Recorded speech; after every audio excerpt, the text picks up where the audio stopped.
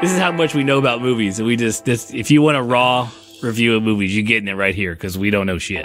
Damn! Fuck, I don't know, man. Is that like nostalgia purposes for kids these age? I don't give a shit. I don't care. We get that, Pop. Fine, I'll Google it. Through the magic you don't of podcasting. have to Google it. I'm just saying, just take it out. No. Not bring it out, or just be better prepared. Shut your fucking mouth. I am the father. Man, sometimes I wish like things would stay at a simpler time mentality. Welcome to the Two Dads Review podcast.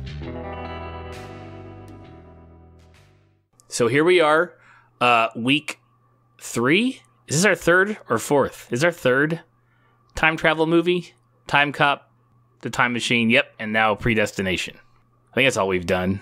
I've lost count. It's Christmas time.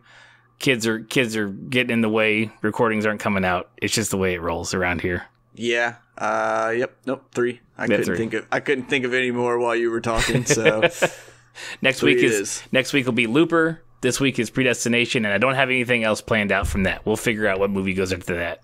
We know it's going to be Primer at some point. Oh, God. I hope we just, like, kind of... I pushed that one off long enough that all of a sudden it's like... Whoops, too late. Oh, shit. Hey, man. Star Trek started. I'm like, yes! Fucking watch that shit on your own time, dork. That's right. You watched it. I don't want anything to do with it.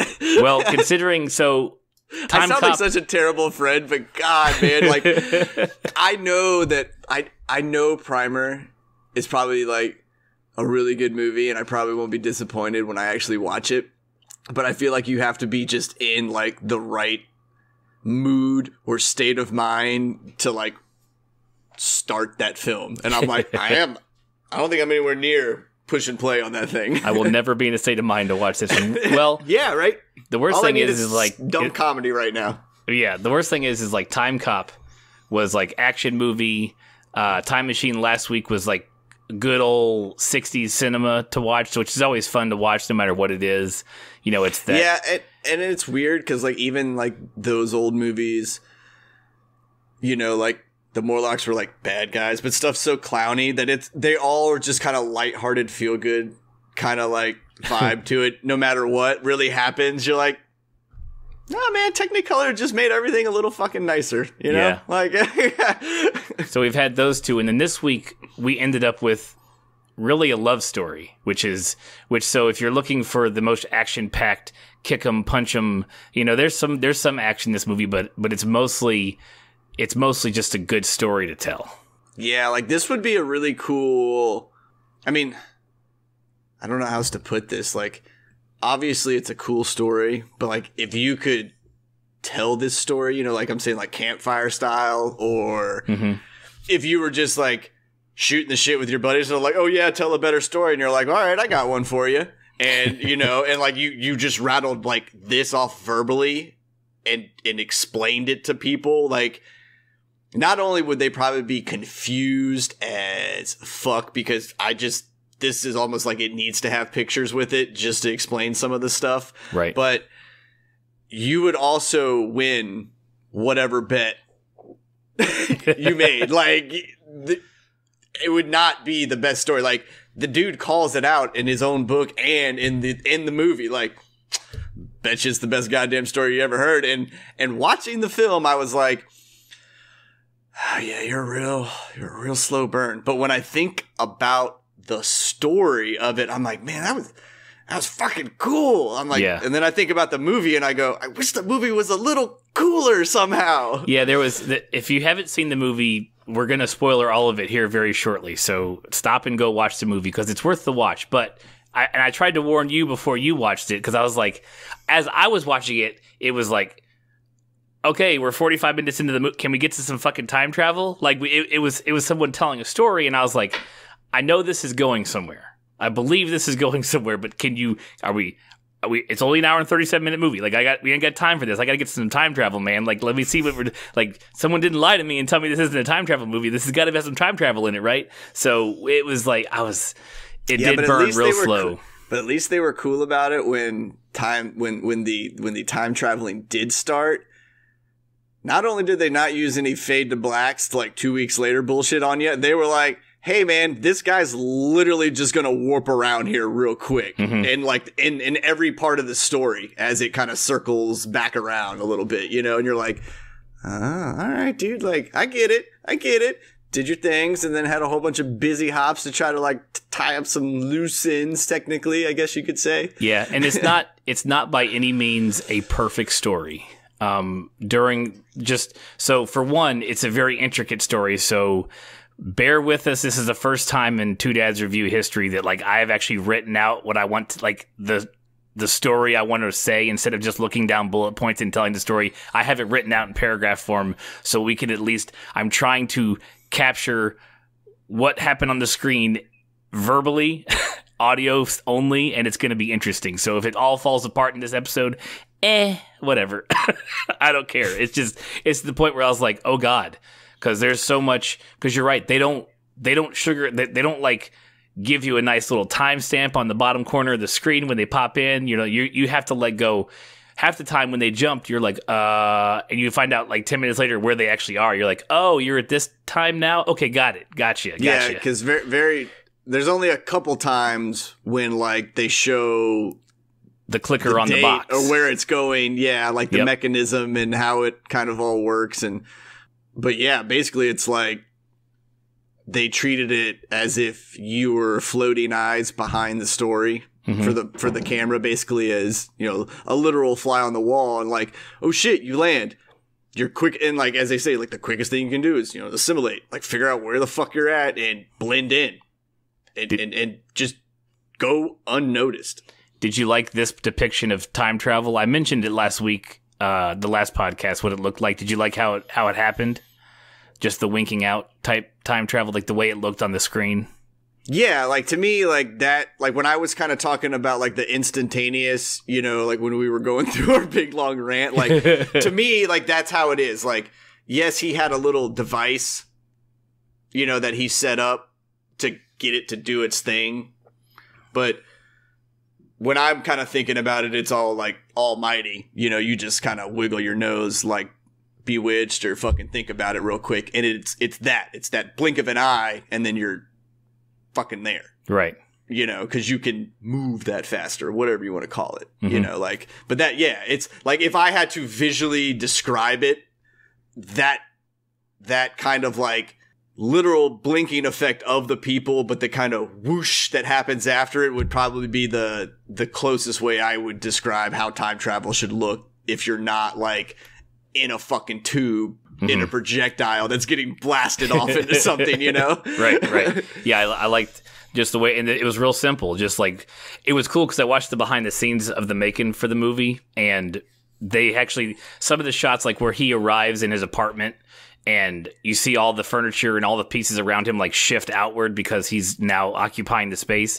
That's a single camera shot. Well, it's the camera like stationary above it, kind of looking from like the top corner of the room, like looking down on the whole room.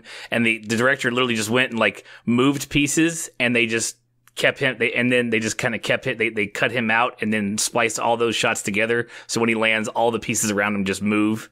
And it was a cool way they did the shot for it. So it was interesting. It was a good movie. I wouldn't say it was probably the best thing, but the story is captivating at the end. Once the end like flashes through, and then you have to like think about it when it goes to credits, because literally you have a couple of like things that I picked up on like right away. Like in the first scene when he gets blown up, like when someone hands him the time machine, I'm like, oh, that's him. That's got to be him. Why would it not be him? Like, that's the whole point of time travel movies, is like, oh, here I am helping out my other self. Did you think that was him that handed him the case at the very beginning? Yeah, like when he's burnt up. I mean, yeah, before I knew who was who in this, like when I went, oh, that's burnt face guy helping burnt face guy. Like, that's what I went. Like, okay, I don't exactly know who burnt face dude is. And then later you're like, oh, right. Okay. Yeah. Like I got it. Like, and you find out who burnt face guy is like pretty, like right away. Right. It's not like this magic reveal later, you know? I just don't remember what the fuck his actual name was in the goddamn movie. He doesn't. His name is the barkeep. There isn't a name. That's right. Okay, that's right. I was gonna say they don't actually say his name. That iteration of him is called the barkeep in the story and in the screen. So before we get into the plot of the movie, before we break all that down for you, I want to bring up something real quick that I personally am so excited about going to see, and it's only showing in theaters. It actually showed last night, which was the 17th, which doesn't matter now because y'all won't get this until at least the 19th. But it's also showing on December 27th in minimal theaters.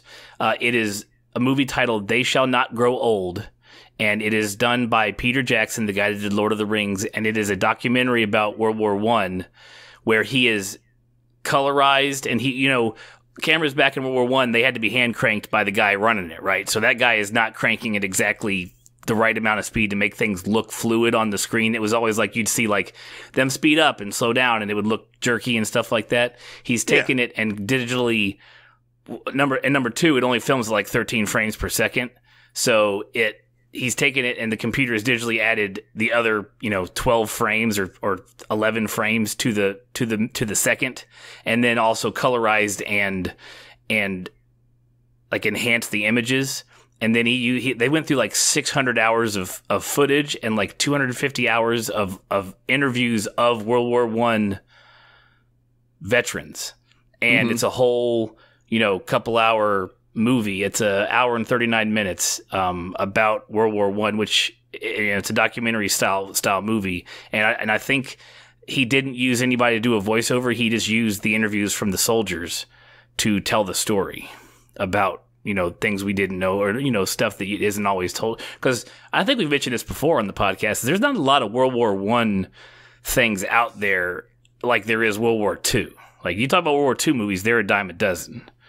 But World War I movies, you have a few that deal with the time frame, but not a whole chunk to pick from. And documentaries, this is the first of its kind where it's been colorized and sharpened and focused better, and everything looks more realistic, it's not that black and white grainy footage. So it's happening only on the 27th. That's the last day. And then I don't know when it's going to be released on Blu-ray or whatever, but it's worth the watch. I already have my ticket for it and I'll be interested to go see that. So nice. That sounds pretty cool. Yeah. Kind of excited.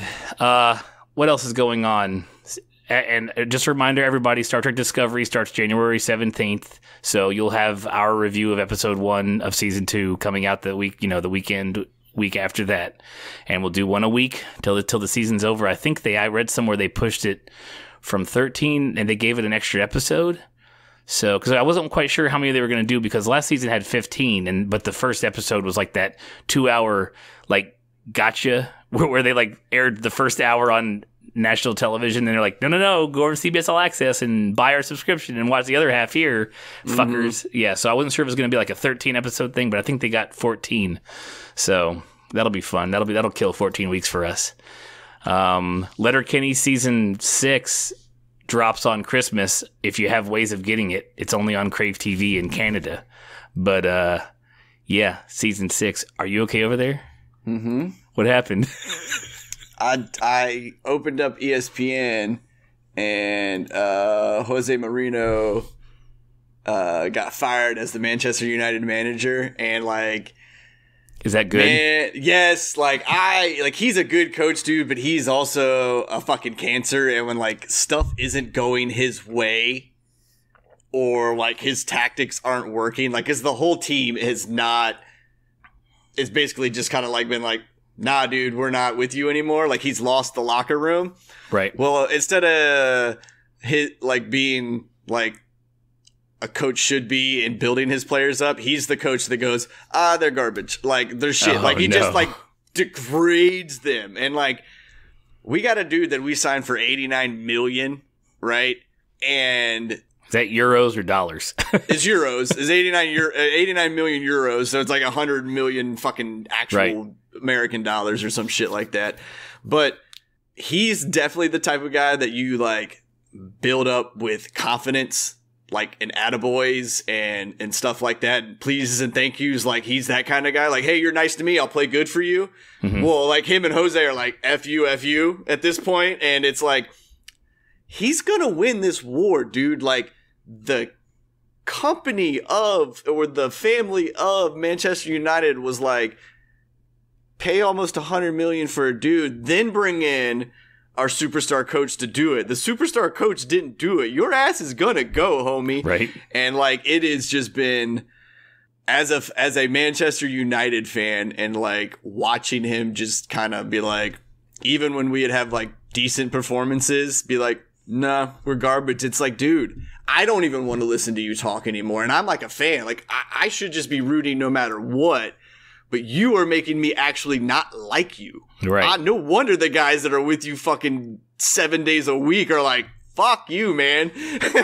Sorry. So I got super excited seeing it because I didn't think he was going to get fired until later. But the fact that he got fired now means that we may actually be able to recruit a little more people in January, because like everyone's like, oh, Josie's not there no more. But people when he's there, people are like, didn't want to make signings now, and the guys that we did sign while we were there, we can actually probably re-sign because they're still skilled players, because they're like, oh, the coach is gone? Yeah, dude, I like Manchester. Manchester's cool. I hate that fucking guy. Yeah. Nice. So that's good news. I know nothing about European football at all. Yeah, it is definitely my, like, if you had to stare at TV for 24 hours, 7 days a week for the rest of your life, what would you do? I'd be like, dude, put on any fucking soccer game ever. I don't care. I was like, let's just make sure they're all of legal age, because I don't want to be a weirdo in like my perfect place having like children's soccer games come on. You know, like, nah, dude, that's like, unless maybe it's like a flashback of one of my kids' games or something. You know, like, all right, yeah, that's cool. But yeah, dude, you could throw on like, I don't know, fucking Kazakhstan League 4 fucking soccer, and I'd be like, I'm watching. Let's do it, man. Nice. Yeah, so let's see, what is it? Letterkenny Season 6 drops on Crave TV in Canada. If you have ways of getting it to watch it, it's a great watch.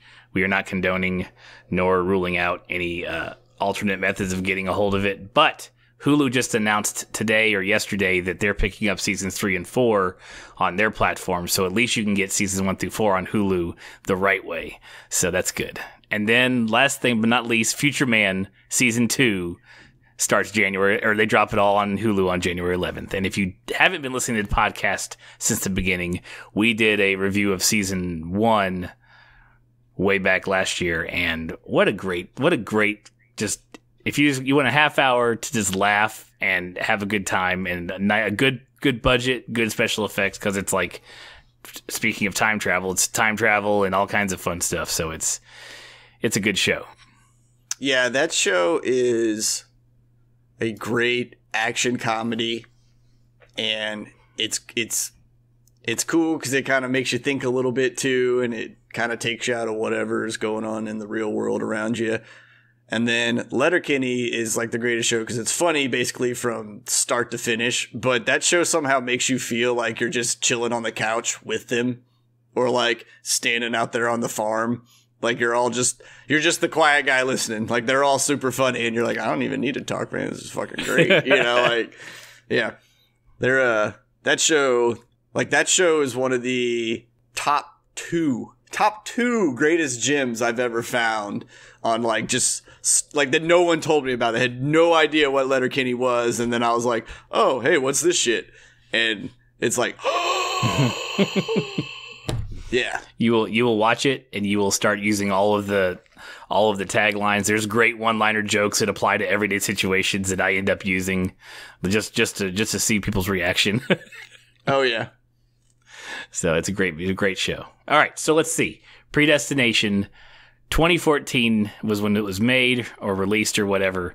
Written and directed by Michael and Peter Spierig, so another brother team of directors for this movie. They also did Daybreakers, which last week we mentioned was the last time I'd searched for an Ethan Hawke movie, like been like, oh, I need to go see that when it was being, you know, trailers were being dropped and everything. And Daybreakers was good. It's a vampire movie, but I remember it being okay. I'm not sure if it lived up to its hype when I don't remember having like, oh man, this movie was fantastic. It was like, it was good, but I couldn't tell you exactly what happened in it anymore. I don't think it was like a movie that was overhyped, but I also don't think it was a movie that was like blown up to begin with. It was just kind of like your movie that comes out, and I feel like it was one of those movies that if you caught it in a theater, you're like, sweet, I'm not mad that I spent the money for it. And then if you watched it at the house, you were like, damn, man, I actually would have went and saw that in the theater. Like, that's kind of where the movie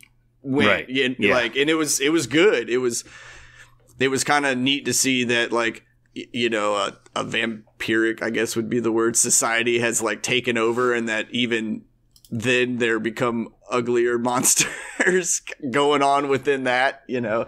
I kind of like it when people take horror movies and kind of put an evolution on them, you know, because it was always kind of like an unwritten rule that like the older or like the bloodlustier the vampire or werewolfy person is, like the more of that thing they look and be and kind of, you know, become. And it's like, I like this one where it was like, oh, this is what your drug addicts turn into, basically. You know, like this is your homeless drug addict infestation is what is going on in your society right now.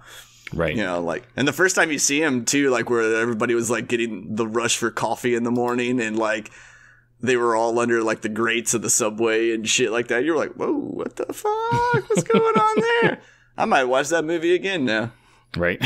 Yeah, I'm trying to think because it came out in 2009. Daybreakers did. I'm not sure I've seen it since it came out, so I may need to go back and check it, because I do like these directors. They do know, it is apparent they do know what they're doing, but they do take a long time between their movies. Like their original, like their main startup film was like a zombie movie, and it was like back in 2003, and then you had 6 years between that and 2009's Daybreaker, and then that waited 5 more years before Predestination. So they definitely take their time and craft it. They're one of the guys that does the instead of doing storyboards, they do the digital thing where they map out the shots, like, and it's just like a digital like 3D image, and so they have everything already done on the screen, so you can pretty much just watch how they want it to look, and then the director of photography can match it up in the real world. It's pretty cool. So they seem like a nice set of guys.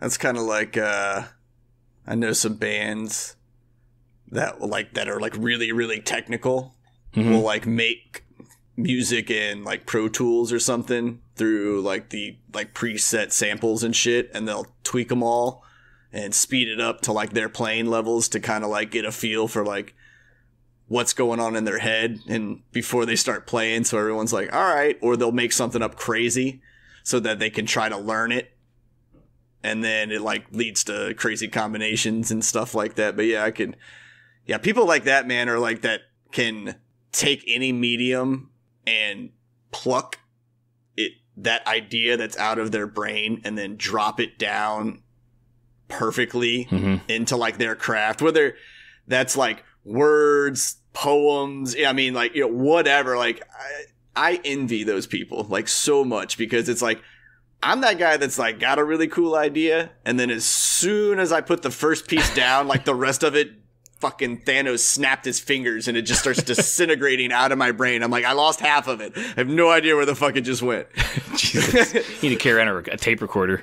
Turn that recorder. I do. I actually probably do, man. Like, I have a little book that I keep by my bed, and like when I wake up in the middle of the night, like I jot like characters I've created in my head down, that one day when I get enough courage to like actually just start ham jamming at a keyboard, like I hope to pull up and go, hey man, there's that fucking really cool guy I thought of on November 3rd, 1995, you know, or some shit like that. Nice. Let's see. This movie's based on a short story by Robert Heinlein called All You Zombies. And the directors actually, when they were converting this to a screenplay, they took the story and just dumped it right into screenplay format. And they realized they had about 35 pages of script, which is about the length of one act. So they're like, okay, we need to do more with this. So they ended up like in the book, the Fizzle Bomber isn't even in the book. It's just more telling you this looping story. It just tells the loop part of the story without the bombing part being any part of it. So all the actiony stuff is all what they added to the movie. Which, honestly, if you just told me the looping story, I'd have been like, oh, man, that's a cool idea. But, boy, you just tell it to me for an hour and a half. I guess I could take it for a half hour. If you had a half hour, that's fine.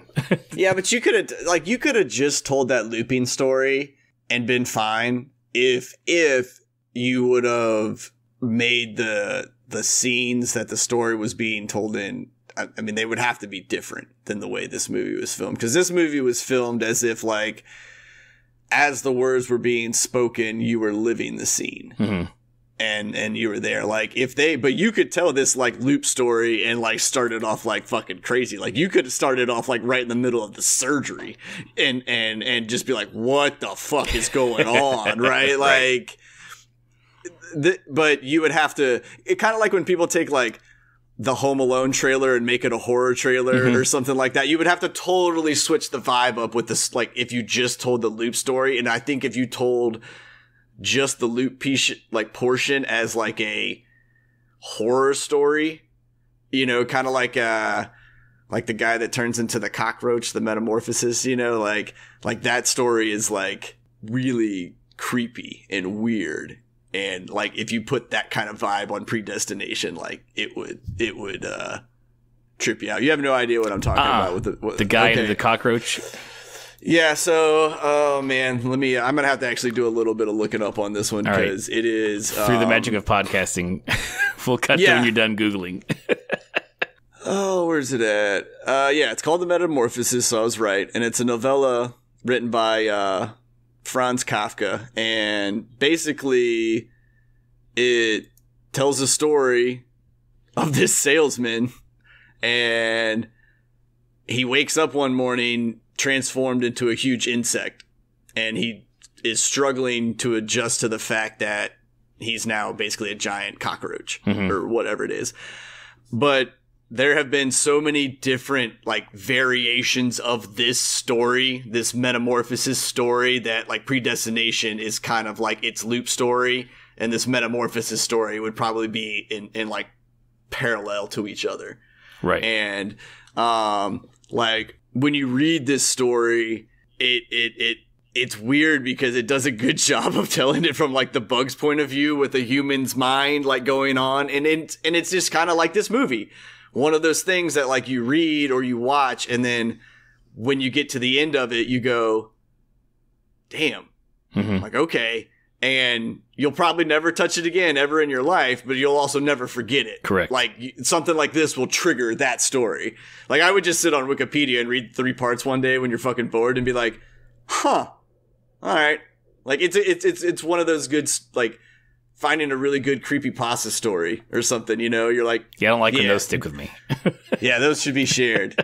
No, they shouldn't. Those are, if you don't watch Channel Zero on Sci-Fi, watch it. It takes creepypasta stories and turns them into 10 episode seasons.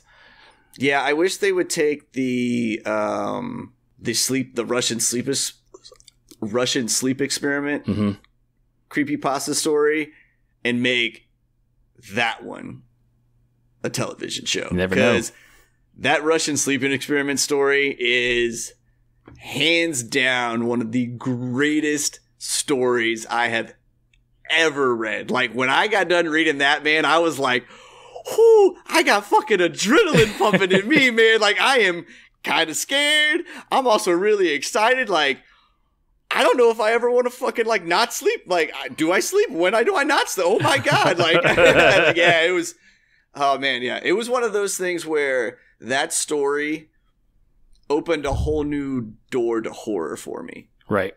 Like the fact that it was taking an idea of, like, something laying within you that is just been there since the primordial ooze, and, like, we've just been kind of a shell that is, like, cycled day and night to keep it at bay, and then all of a sudden it's like, you're not sleeping, and that thing's like, hey, I'm coming.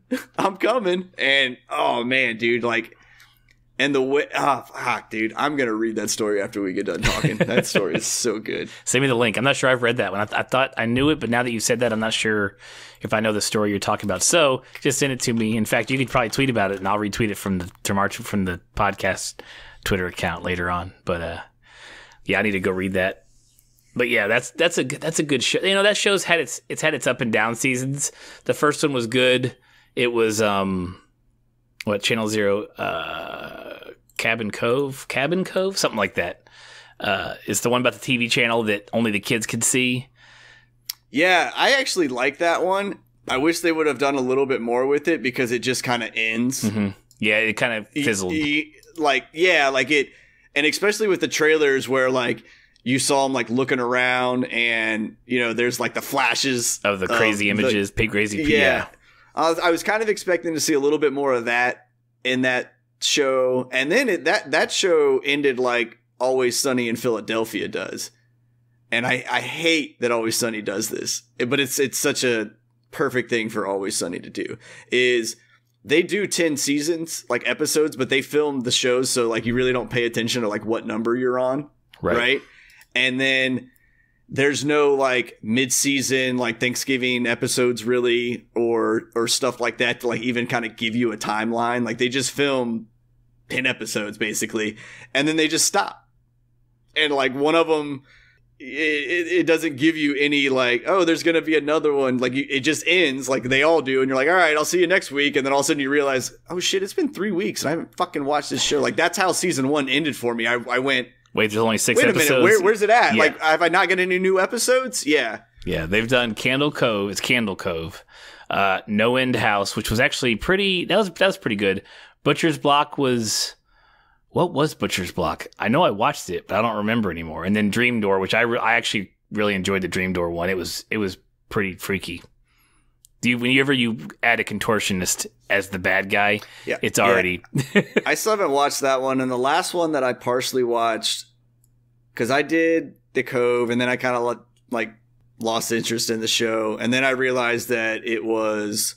Because I didn't know at first that it was off just creepypasta stuff. Mm-hmm. Like I just thought, and then I was like, oh, it's just an anthology show. Like they're just going to tell different stories and, use the same cast people and blah, blah, blah, or whatever. But I remember I watched the one where they like, I think it was, the in-house or some shit. Where they went to, where they went into that house and then weird stuff started happening. But then I watched like one of the episodes where like the girl was talking to her dad and like, it was just so boring that I couldn't even like push through it. And I was like, you know what? I don't even care. Yeah. Well, No End House the premise was cool. It's like a house that just shows up in a subdivision. Like it just magically appears, which is weird because how would you not be calling the cops? You know what I'm saying? It's like, why are you guys cool with this? Like there's a brand new house in your neighborhood that appeared overnight and it's all black. And then the kids they all search for this house. Like it's a thing all the teenagers go like, oh, where's the No End House? They think it's like an art display. Like it goes up overnight. And then it shows up, and then it has one night, and then it goes away. Well, it ended up being like... Yeah, like it's like Super Banksy or some shit. Mm-hmm. Right. Yeah. But I don't know about you, but if I was anywhere on any part of the world, and I closed my eyes one day, and then opened my eyes the next day, and there was some building, I would be like... not going in there. What the hell's going on, right? Right. And especially, like... They all just parked down the street. Like, there was so many cars the first time they go to that house. I'm like, man, you guys aren't even, like, trying to hide this. Like, there's no adult that lives in any of these other houses that's just, like, kind of a curmudgeon. It's like the guy that will call the cops on, oh, there's more than 3 cars on the street. I would Someone's doing call the something cops shady. on that shit. I'm that guy.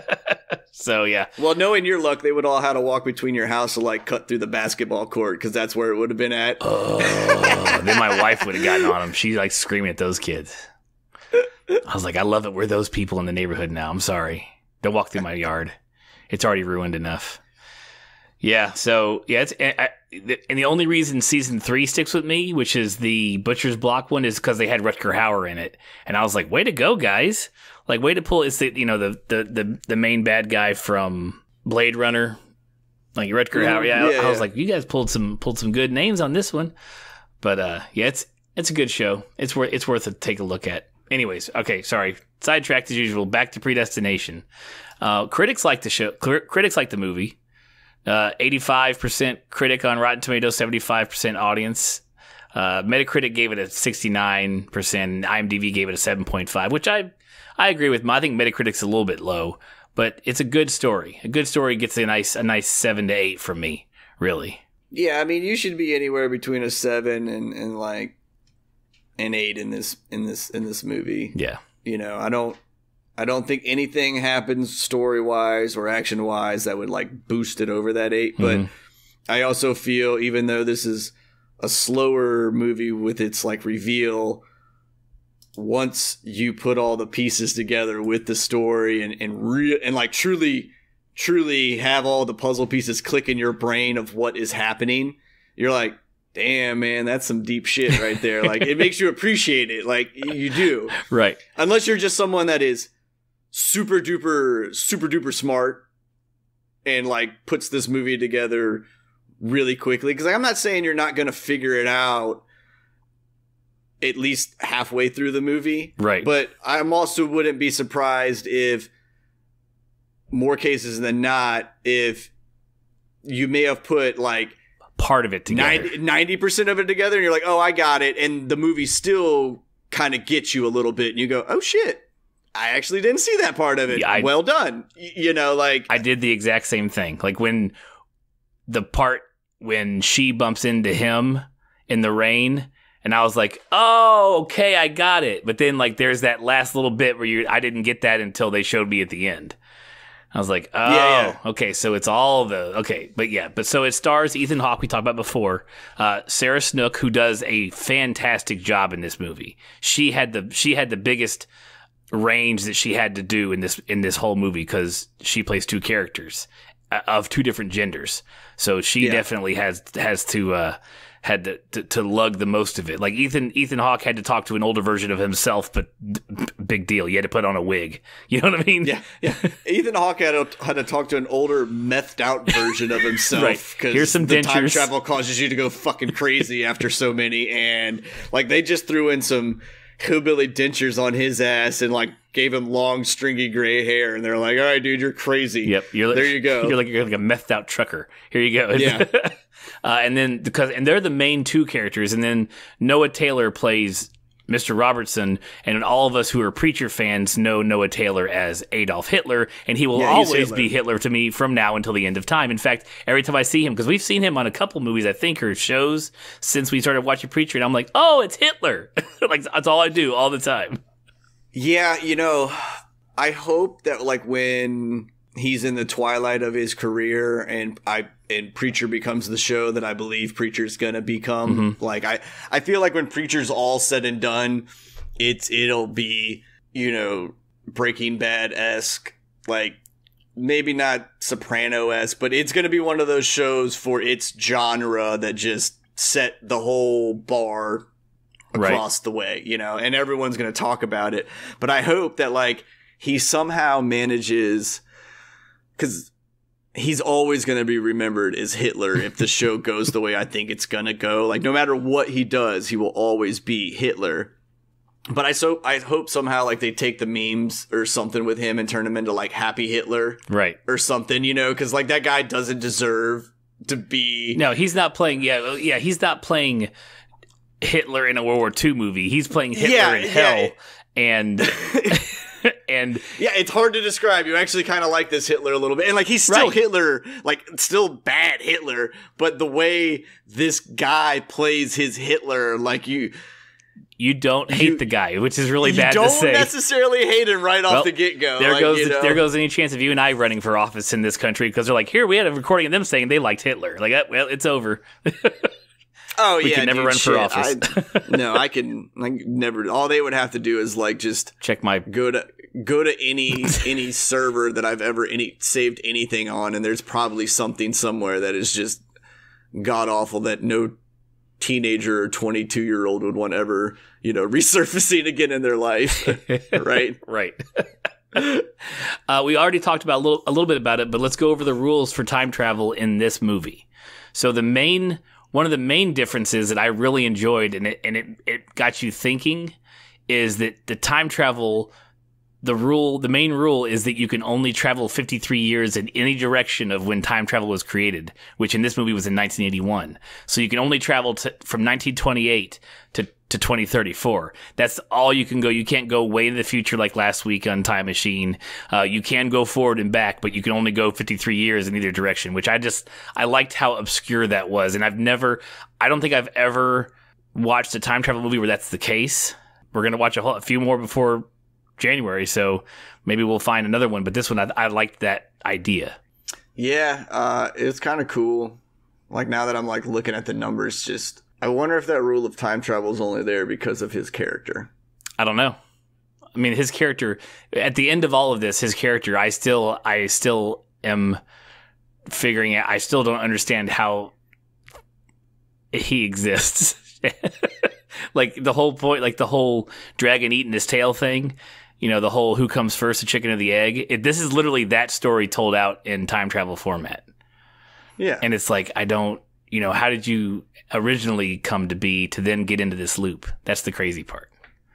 That's the fun part. Because he couldn't exist until time travel existed, but then how could he exist to be there? Anyways, that's where we're going to get lost in it. And that's where the story falls apart a little bit for me. It's like, I understand what you're trying to tell me. I'm supposed to just be okay with the loop, but you have to, it should start somewhere. But it is cool how this person exists outside. He is a paranormal, not a paranormal, he's a paradox. Time paradox, which is cool. Yeah. But anyways, so let's see what else. The time machine in this movie is it's a violin case. It's shaped like a violin case. It has clickers on it like a lock on a briefcase, like a number scroll, and that is what ends up where you set your date and time, your date, year, and the time of day you want to arrive. The location is not the same from departure as arrival. In fact, the machine calculates a discrete arrival location and avoids all material collisions. So it'll pop you in because the arrival happens so quickly and with no pomp and circumstance, no bubbly water wall like in Time Cop. It will put you somewhere where there's not a lot of people, if any, and it'll also make sure it doesn't like materialize you in a wall, because this time travel doesn't cause a scene, right? There's no production to it, like you said, there's no wavy wall, there's no machine catapulting them into anything. It is you're just there, and you're not there, then you're there. Yeah, it's Desperado style gun case violin mobster carrying thing. Like I really appreciated that part. I don't know why I enjoyed the violin case. I know. So I much, like how they did. I really did. They don't show you what's inside. They don't show you what the guts look like. Yeah, you just know that there's a dial on it and it does its thing. Right, and we know that it charges because he mentions it'll last so long on a full charge. So somehow something is powering it. It's not like a potato in there or something. Like it's an actual something in there is powering it. So it has a charge to it. But yeah, other than that, we know nothing about it. The device creates a temporal wake, and you have to be within 3 feet of the machine. So you got to be like, everybody's got to be holding the case. It's like what do they call it in Harry Potter? The thing they touch to travel. Now I forget, and now I sound stupid because I don't know what I'm talking about.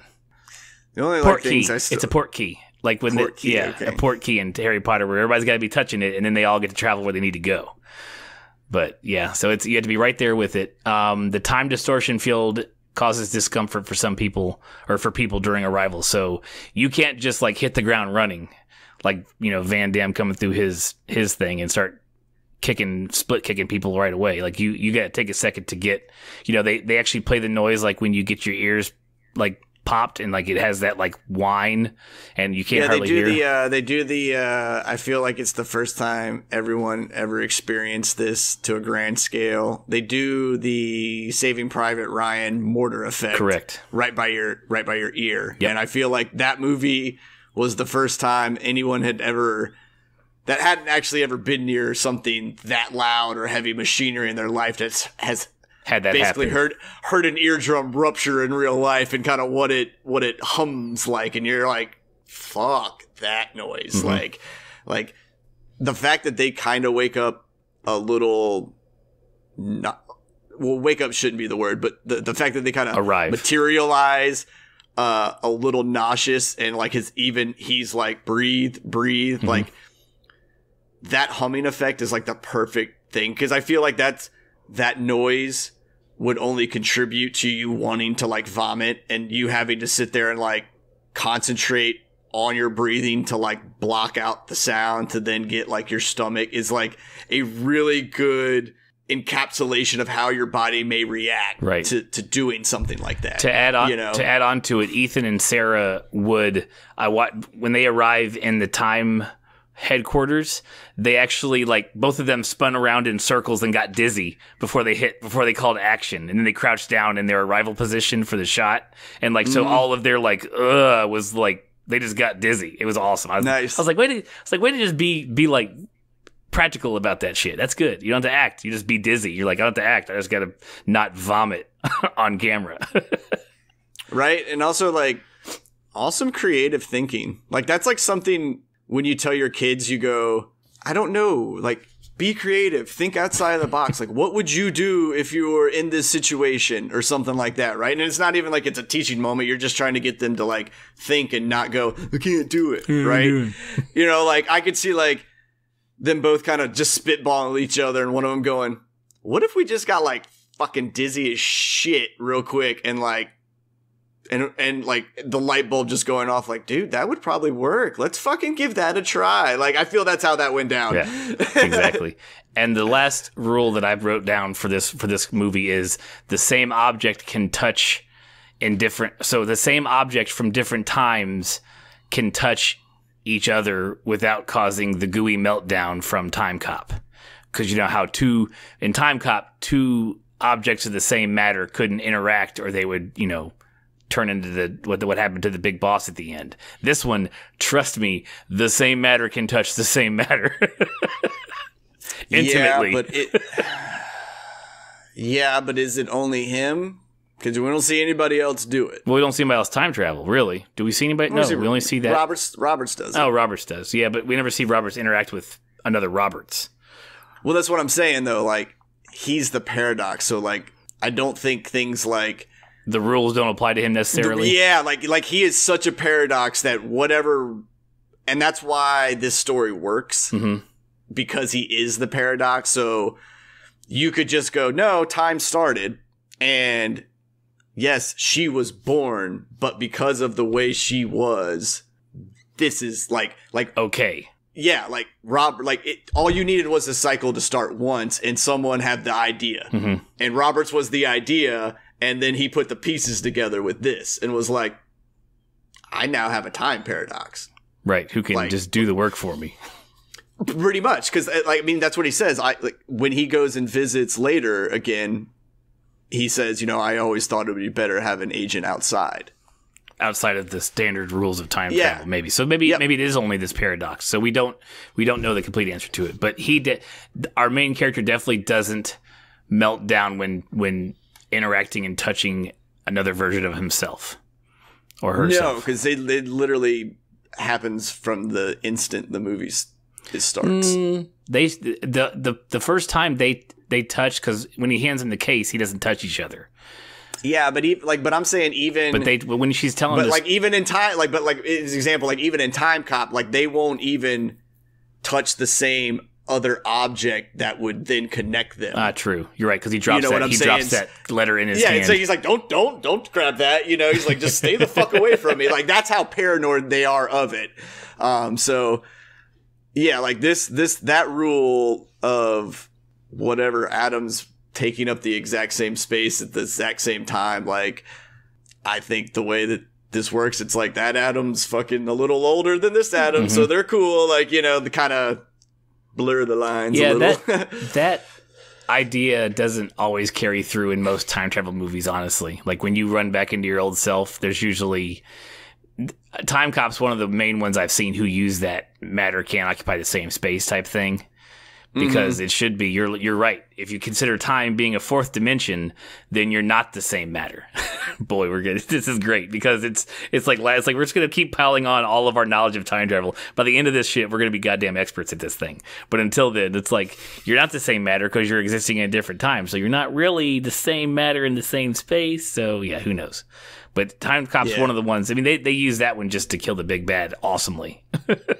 Yeah, that I feel piece of Time Cop is pretty much there just for plot purposes, you know, because I almost feel like there was a time travel movie somewhere that someone made, like, they can't share the same space, and then someone else who, like, read some astrophysics theoretical science article was like, actually, homie, you probably could, and here's the math behind it that we've kind of already figured out. And everyone was like, all right, so we probably won't meld into each other, and it just kind of fell by the wayside. And then the only time it ever gets brought back up is if it is needed to make something happen. Yeah, but thanks to Time Cop, like, as I was watching it, I was like, okay, so just in case, now when they started jumping, I was like, are they going to touch each other? And then when they touched, I was like, okay, we're good. Because I was waiting for it. I was like, is something going to happen different? But it didn't in this one. So now, thanks to Time Cop, like, I look out for that now if they're going to interact with their younger self. But anyway, so let's see. So let's see. We open on a person wearing a trench coat walking into a marble-laden lobby of an office building. The person's carrying a silver briefcase and a violin case, of course. He makes his way down a set of dimly lit access stairs to a boiler room. In that boiler room is a tarp-covered device that turns out to be a bomb, and the man starts to work on dismantling the bomb. And the shadow, as he's working on it, like, a shadow passes behind him. He spins, draws his revolver. He returns fire and receives fire. They're both shooting each other, and he gets the person he's shooting at to, like, run away and take cover. So he goes back to working on the bomb, and he opens up this briefcase. It's like the briefcase he was carrying opens from being a standard briefcase into, like, a four-sided rectangular cube. And it has, like, a hole. What it ends up being is a bomb disposal unit where he pulls the casing out of the bomb, and he tries to get it in there and tries to close the lid as fast as possible. Doesn't quite get the lid closed, and it explodes inside the case, burning his face and clothes, and he's just screaming in agony. You ever seen Dark Man? Yeah. He looked worse than Dark Man. Cause the way that his skin was, like, peeled up on the sides, like, it was weird because it was not pulled, like, okay, like, so if you're thinking of, like, water shooting you in the face, right? Like, your hair kind of goes back. Like, his was almost, like, exploded so hard that it, like, stretched it out. Yeah. Like, and ripped it, and then, like, burnt the edges. Like, I was like, oh, dude, you got fucked They up. had sweet contacts for the for that person. Oh yeah, too. like all, like, golden, cloudy, like, weirds. Yeah, those. They said they based it off of, like, images of, like, cataract surgery and shit, where there's, like, stitches in the eye and, like, it's all cloudy and filmy and shit. Like, I was like, ooh, good job on it. Anyway, so the man's scrambling for his violin case. Someone approaches from the dark and slides the briefcase within his reach. The burned man flips some switches on the case and wakes up with bandages covering their entire face and head. So that's our first introduction. It's, it's action-packed, and it's, gunfire, and we get to see, we kind of have an idea. And this is where I was like, oh, that's him sliding it to him. Yeah, it's a really good hook. Yeah. Like, if you had any... Because I feel like this movie was probably one of those movies where you tried to get some people to go to it, and there was, like, a lot of, like, nah, man, like, nothing's really gonna happen. I don't, because if you started it with the author coming down the stairs into the bar, you'd have lost folks in the first 10 minutes, because it's just like, yeah. And this was a good, like, for any people that were on the fence, maybe, like, all right, you got my attention. I'm here now. Let's see where this goes. Yeah, it was definitely a good little hook, like you said. It was nice. Yeah. And then they do a good job of, right after that, just putting you in the story. And now you're like, all right, man, like, some shit blew up. Like, tell me what happened, homie. Like, burnt guys getting new face. What's up? I'm listening. And then you realize, later down the road, you're like, I kind of just listened to this motherfucker talk about himself for an hour and a half. Right. And I love that they don't tell you enough. They tell you just enough to be like, wait, what's that? What do you mean? And they never tell you all that till the very end, which is which is the way it should be. But, like, they do enough to hook you at the very beginning, where you're like, well, now I can't get up. Now I have to watch this whole movie through because I don't know what happens. Yeah, and I think the story is also told in a nice way, like where you formulate ideas that go with the story and you kind of have to adjust them as you go. You're like, oh, damn, I was almost on, you know, like, and you're, all right, I'm with you, guy. Good twist. All right, so the burnt man, we said he woke up in the hospital, faces all bandaged. On the ceiling, 2 quotes are written where he can't move. All he can do is look up. So one of the quotes is, "Never do yesterday what should be done tomorrow." And the other one is, "If at last you succeed, never try again." And I liked that those are like the exact opposite of what the quote should be. You know, what they're going for, because, you know, never do what is the quote for the first one that's the actual quote? Never do tomorrow what can be done today. Correct. You know, and the other one, if at first you don't succeed, try again. I like the little variation, and it kind of plays over the plot of the movie, this whole point. And it has that time travel-y paradoxical feel to it. You know, those quotes. The man examines his array of bandages. As we said, he's covered head to toe. He reacts in frustration. He shoves his bedside tray away. Later, 2 nondescript men in black suits present the man with his Blackmore cross, his second to be exact for gallantry. So whatever he just did, he got awarded for it for wherever he works. The burnt man / agent. We know he's an agent now because they are agents who presented him with a medal. So this agent, he inquires about the bomber, and they inform him that it's not his problem anymore. He's receiving his final orders, so that he's on his way out. Like, that was it. You got a shot. You didn't get it. To say, you know, you're still retiring. So have a night. You know, we're about to give you your final orders. So later, sometime into his recovery, the man is sitting at the hospital bed listening to recordings about the Fizzle bomber, who we learned is the guy who he was trying to thwart at the very beginning of the movie. While looking, he's taken his whole wall of his hospital room and just has clippings of all of the bomber stuff all over the wall, and you can tell that it's one of those. It's the cop wall from every grizzled old cop movie or show you've seen. They have their one closet in their hidden room that's just a one light bulb that you pull the string for, and all you see is just rows and stuck up data and letters and newspaper clippings about all kinds of shit all over the place. Usually like a map with some strings tied to pictures. Yeah, I always like my first thought was, as he was recovering in this like glass-celled chamber thing, I was like, well, who's the one bringing him all this information? Letting him get like sucked into it again. If he's retiring and this is like his last mission's coming up, like I was like, who on the totem pole? Because the way those agents talk to each other, you could definitely tell that, like, later when we meet him, it goes Robertson, then those guys. Mm-hmm. Like, all of those guys are on the same level. Like, hey, man, I don't give a fuck how many awards you got. Like, doesn't matter. You got your retirement shit. Shut the fuck up, John. Right. Like, we don't care. You know? Right. And so this whole portion is just to kind of explain who the Fizzle bomber is, and that his goal was to stop a bomb that happens in New York City in March of 1975. And he mentions that the bomber keeps changing the date, like, through history. Like, as he tries to thwart it, like, he just changes the date he's going to do it on, or the date that it actually happens on. So somewhere they're tracking outside of the timeline. They're tracking, like, oh, it happened on the 13th of March this time, but now it's happened on the 15th. And so the date of the bomb keeps changing, and they must be tracking that somehow. So now time passes again. They don't give us a lot of... I had to write, like, time passes again because he's definitely better, and he's been there for a while. Well, I think they're probably just tracking the bombs by, like, articles, because every time he goes back, he brings you just kind of have to assume that since the bomber's changing the date, that he sorts it out. Yeah. Before he's caught, and he's like, all right, well, fuck it, the 16th it is, let me slide that dial up a day. Right. And so that's why he has the recorder to tell him all the stuff. Like, basically, we got to this checkpoint.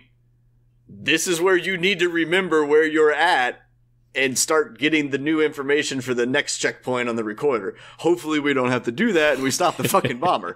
Right. So time has passed again. A doctor is explaining his skin grafts and his scars are healing well. So he's He's letting us know that this guy has had a lot of extensive work done under these bandages. He's also discussing his final mission before he's decommissioned. The doctor alludes to how many field assignments this man has been on, more than any other agent, and the risks associated with that much time travel. Like there's supposedly there's a finite limit of like how much you can time travel before you start losing your mind. Yes. At this point, the bandages are completely removed, and as the agent approaches the mirror, the doctor tells him he will not look like he remembers himself, and that his vocal cords won't heal the same way, so he's going to sound differently to himself. And so the Burt man gets to, like the mirror. We focus on his face in the mirror, and we can see that it's Ethan Hawke. Like we can see that's the actor who we're looking at. And he says, "I've changed so much, I doubt my own mother would recognize me." And then he chuckles like slightly. Now, if it's your first watch through, that line means it's just that standard. That line means zero. You're like, oh yeah, everybody would say that because everything's different. That line means so much more by the end of the movie. The fact that he chuckles is what gives it away. Like if you watch it, when you watch it the second time, you're like, you chuckled about it because you're making a joke. Next, still in the hospital, fully healed, the agent opens a drawer to reveal an array of recording devices of differing technologies. So you've got digital, you've got tape, you've got big ass tape. Like these are like things he's collected and he's recording throughout the timeline that he's been traveling on. And he makes these recordings to, I guess at this part of the movie, do you think he's just making them for himself right now? I mean, for himself as we know him right now? Who do we think he's making these tapes for originally at the beginning of the movie? Oh, I think the tapes just started as like a log. And like as he was, because I want to imagine that probably when this whole centerpiece of a bomb thing got constructed, like of how that was going to be the focal point for this story, like it was like, how do I put this? God damn it. I hate when I can't use words to describe my brain. In a podcast. Right, yeah. Fuck me, dude.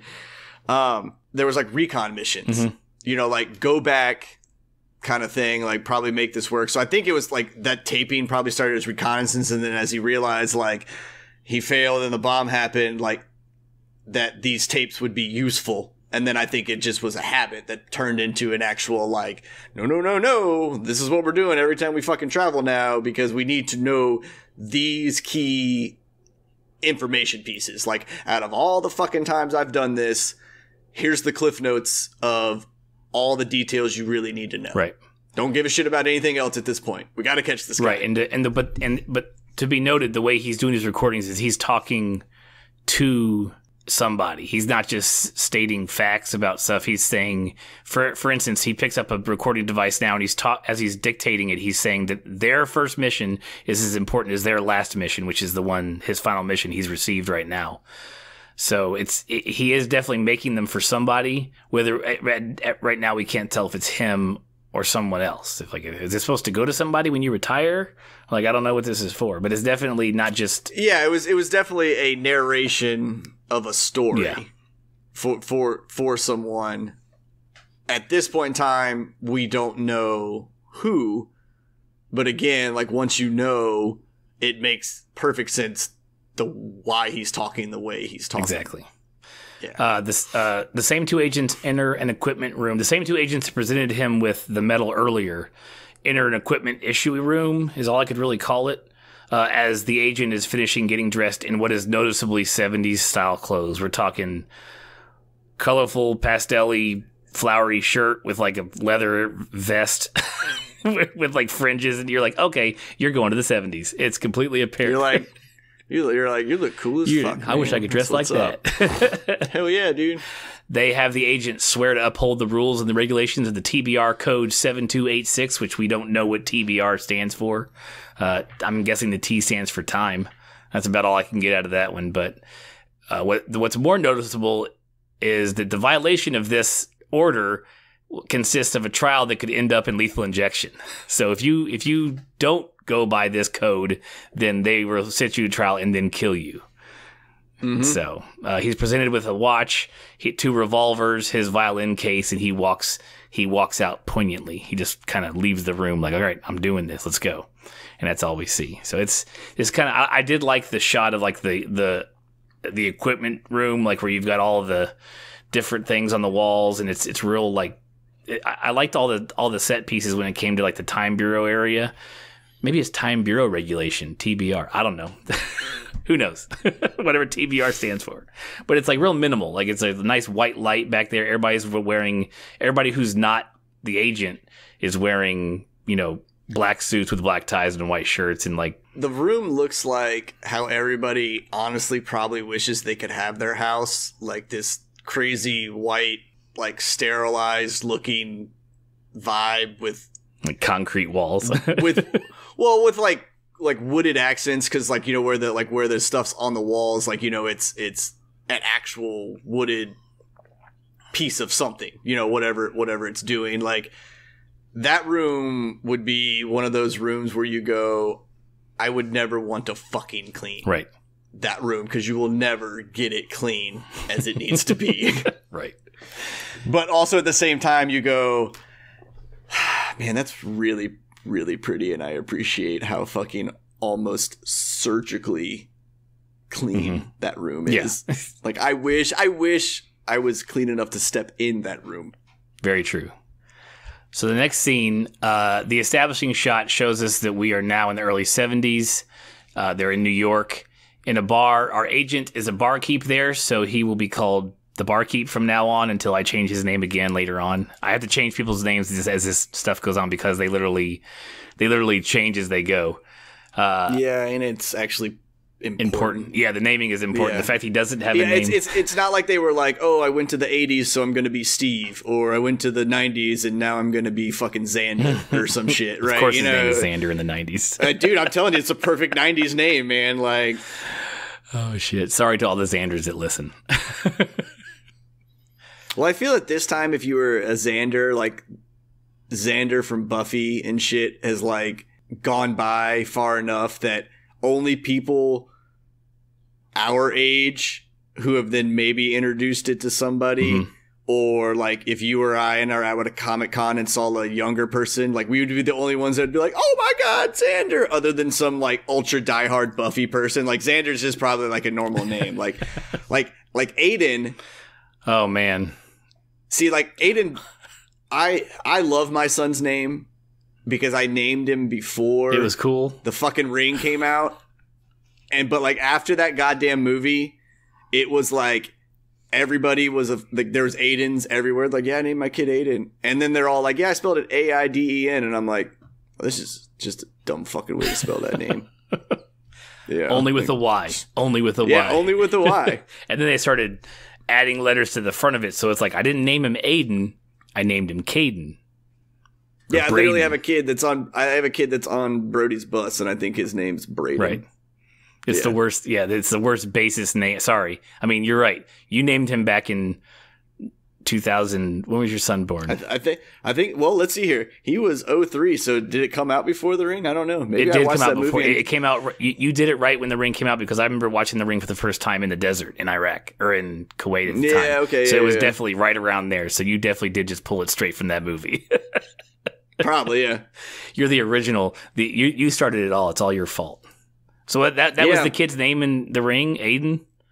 But yeah, but I also don't know if it's one of those things too where it's like Aiden it's like a unique name, but it's also not a unique name. Like Corey's a unique name, but it's not like, like you're like, I've heard Corey before. Like, you've heard Aiden, but you also go, I haven't really met a lot of Corey's or Aiden's, right? Like it's slightly different, but I also don't know if it's just like when you're, say, pregnant and like all of a sudden you just start noticing babies like everywhere because you have a kid coming. So like I just don't know if like I've named him and then I just kind of started noticing other people saying it because it was something that was in my dialect now on a regular basis, and then I was like, you son of a bitch, stole that fucking name, like kind of thing. I think one of the heartthrobs in Sex and the City was named Aiden as well, and he may have spelled it with an I, that bastard.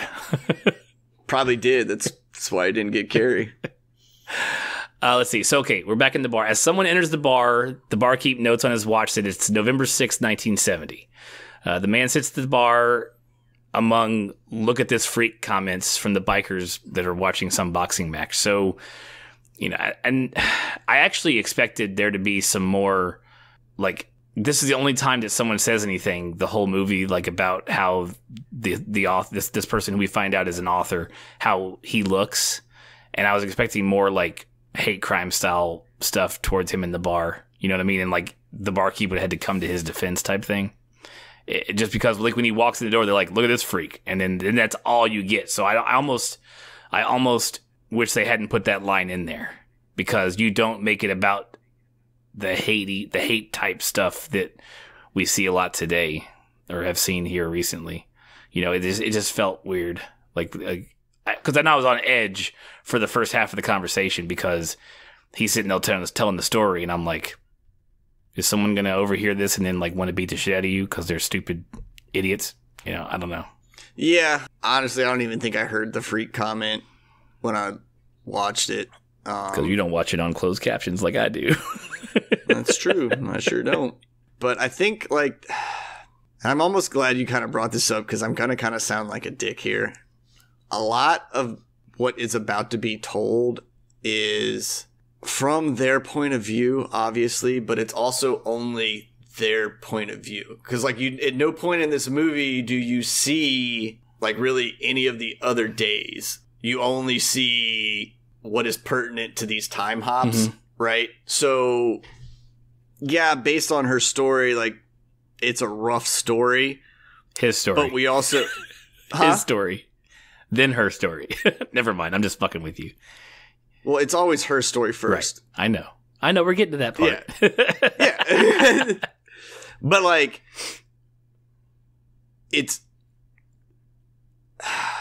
like, you feel bad for them, but there's also, like, the way they kind of, like, you're right, like, the way they kind of opened it, I almost expected there to be, like, a Forrest Gump flashback moment where you just see her, like, for a lack of a better word, just, like, brutally something because of what is going on, what she is, right? Like, but you don't see any of that. Right, exactly. You see all the self-inflicted heartbreak, and yeah, I know it's like when this story's being told, they don't know yet, blah blah blah blah. But you also got to keep that in mind, like as you're watching the film. That okay, like prepare yourself for a really heartbreaking but self-inflicted heartbreaking story as well. There's no like a group of guys beat the hell out of somebody because they're different, or right? Yeah, because they're different, or like just because they were different. Like you don't see any of that,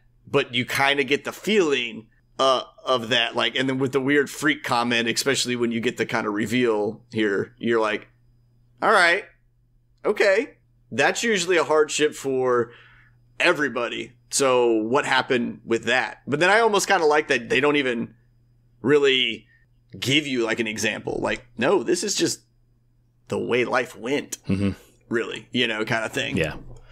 The person who entered sits down, orders a drink, and then wants the whole bottle.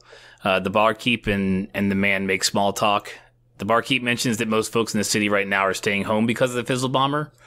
The man who sat down asked the barkeep if he knows any good jokes, and the barkeep tries to get out of it, saying he doesn't know anyone, which is funny because, like, the person who sat down says, like, you're a fucking bartender. How do you not have jokes, like just queued up because you do this shit all the time? Which is funny because he's not really a bartender. He's just playing one on TV. You know what I'm saying? He hasn't been doing that for 20 years or whatever. So the barkeep lands on what comes first, the chicken or the egg, in which the man who sat down replies the rooster. So it's also just a joke and funny, but also pertinent later on in the movie. Yeah, also like ultra foreshadowing. Agreed. Yeah, they ultra foreshadowing that on the first watch you don't get. That you don't have any idea about, right? Like they literally beat you over the head with all the foreshadowing that you don't realize. This movie, after you watch it and you just think back, you realize that you were slapped across the fucking face with information the whole time, and you're like, You fucking sneaky bastards. Right. More of their small talk leads to the man admitting that he writes a weekly column under the pseudonym The Unmarried Mother, which I will now call him, even though it's a dude right now. The barkeep knows the work and even produces a magazine where the column is printed. So he's like, "Oh, I friggin' know you. Like, here's your magazine that your column sits in." They discuss whether or not the writer writes. They discuss whether or not what the writer writes is shit. Like the author's like, ugh. He's like, "This is like, I write shit. Like, I just write like trash for people to read. I get paid 4 cents a word, and you know." Yeah, this was like, and you'd think she's like a down and out like writer, right? And I'm using she because everybody is going to still think that she is a she at this point. Just kind of like, man, she's had a rough life, right? Like, you know, like, because I never just bear with us on the gender terms we're using. Yeah. It'll all play itself out here very shortly if you haven't seen the movie. But when they got into the writing thing, like when, you know, they were talking about that, I kind of started laughing because I was like, oh man, this is like I want to be a great novelist, but I'm not, like, not that you're not good enough, you just don't do it kind of thing. So, but it's like, I write shit, fucking wife, you know, house trapped white shit because I'm good enough to easily do that. So I'm okay kind of thing. But I still regret everything else. Right. All my other choices have been this is what pays the bills. So back to getting slapped in the face with foreshadowing. And I did not catch this and did not notice it until I read it in the trivia on IMDb. But as they're talking about whether or not what the writer writes is shit, he's rolling a cigarette, and the writer goes to light it with her own lighter, and it doesn't work. So the barkeep produces a lighter from his own pocket and lights it, except it's the exact same lighter. Like, it is the exact lighter.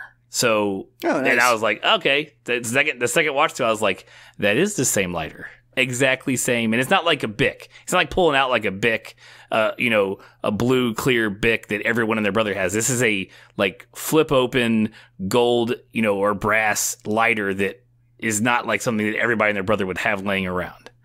But it was it's like a flip open Zippo that is actual Zippo, not like the shit you bought at a Florida flea market. Right, and but not even a Zippo. So it's definitely but that's what I'm saying. Like, it's such a unique flip lighter that the chances of two folks standing in the same room having it is pretty. And the fact that someone lit it up in front of your face, like, it would have to catch your eye. But I also like this little tidbit now that you pointed out the whole lighter thing, because think about it. Like, when we used to do our commute, like, we would go like, where the fuck did the last 7 miles of the road go, right? Literally seeing that lighter probably their whole life at this point. Like, you can tell this was something that is some type of sentimental value of somewhere that, like, it doesn't even register, like, in their brain that it was just, that's a lighter in front of my fucking face, like any other lighter. Especially in the author's brain, exactly. Mm-hmm. On the TV in the bar, the news is interviewing the mayor about the people leaving the city, and the writer is complaining about the name of the bomber and complaining that it's stupid, except neither of them needs to be this at this point in their. Well, I guess. Fuck. This is where I get like screwed up, because neither of them need to be this upset about the naming of him.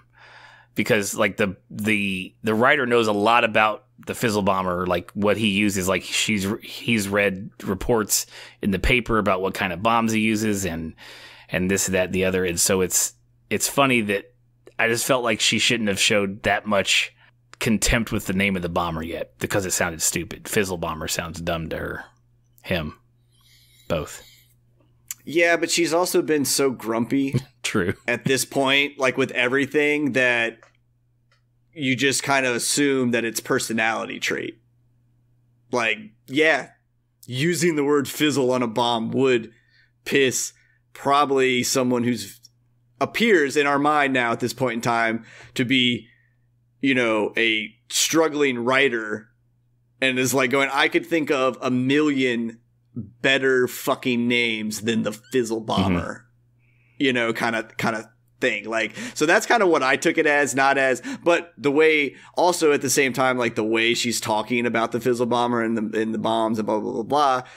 That's when you start to get your first hint of like, are you going to be man, like, why do you know so much about the bomb? So maybe that's why it pisses you off because you are the bomber. Right. Like, that's kind of like the curveball they're throwing at us here. Like, oh, he went back in time to catch this guy because we know he's on this. The barkeep is on this mission to get this bomber, and this is his last mission. So we think all of this is to track the bomber down, and which is the exact opposite of what this last loop is doing for him before he retires, which is great. I like the curveball they're throwing to us right now because we're like, oh, you're really upset about the bomber and the name and the fact that you know that it uses a, you know, whatever calcium bomb style that he uses that makes a big blast, blah, blah, blah. So you watch this like, so how's this agent going to do it? Is he going to play like the buddy card and then all of a sudden just like knock the guy out? You know, all that's going through your head, which is nothing of what's going to actually happen, which is great.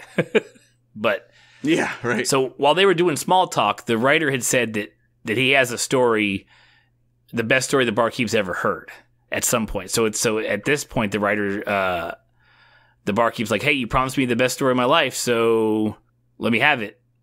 And so because she kind of keeps beating around the bush because basically she's doing what we do when we do this podcast. Like she starts talking about something and they get sidetracked a little bit. And so finally he does the polite call out, right? And is like, hey, I gave you my joke and I kind of listened to all your bullshit. You going to give me that story for this bottle? Like, if you don't want to do it, just say so. Like, I don't, almost like doing the bartender thing of, you know, I'm the only guy talking to you. Right. So either get to talking or get to stepping. Or you're going to be lonely as fuck as I walk back and forth in front of you the whole time, not serving you alcohol. Right. Right. And so, in fact, because the writer says it's the best story he's ever heard, he's like, okay, well, I'll bet you a brand new bottle, not this one you're drinking out of. I'll bet you a good bottle that, you know, if your story's that good, I'll give you this bottle. He's like, if the story's not that good, just add an extra 20 to the tip or whatever. Yep. So the writer starts her story, and she starts at the beginning with when I was a little girl.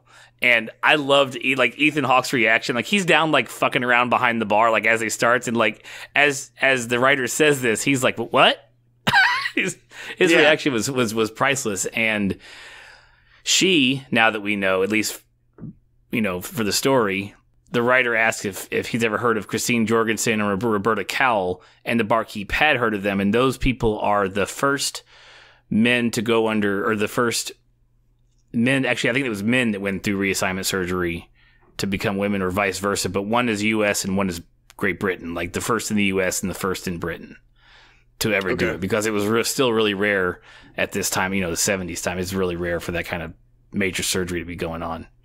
Plus, it was, you think it's unaccepted now. I'm sure it was even worse back then. So yeah, I couldn't imagine it being any fucking easier. Yeah, at all. That sounds horrible. So the writer starts his/her story. So we'll say her from now on, I think is what I said. We're September 13th, 1945. She was a newborn, and she's left on the doorstep of the City of Cleveland orphanage. She's healthy. She's cared for as an infant, so there's no physical problems with her that they can tell by a standard examination. She's one of 12 infants that were there at the orphanage. She's named Jane. Jane never gets sick, was never taken back to the doctor for any tests. Time passes, and we see Jane at 10 years old. You can already tell that she's an outsider. So all the kids are playing and shit. She's off in the corner reading a book about the moon or space or something, because I know it's like the Earth from the baby in a crib. She had like a planet. What's the thing that spins above the heads of the baby? A mobile. It was like a planet mobile, and then it kind of morphs into the picture in the book she's looking at, and it's like about space and shit, and it kind of plays into later on. I hate how like movies still.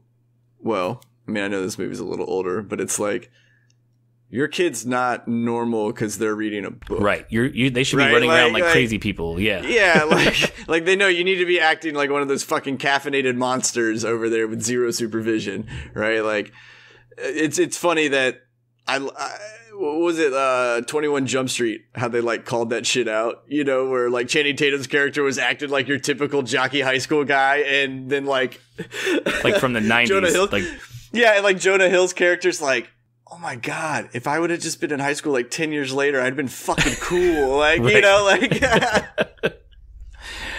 Yeah, so let's see. As she's sitting there reading her book unattended, she sees an ice cream stand through the fence of the orphanage.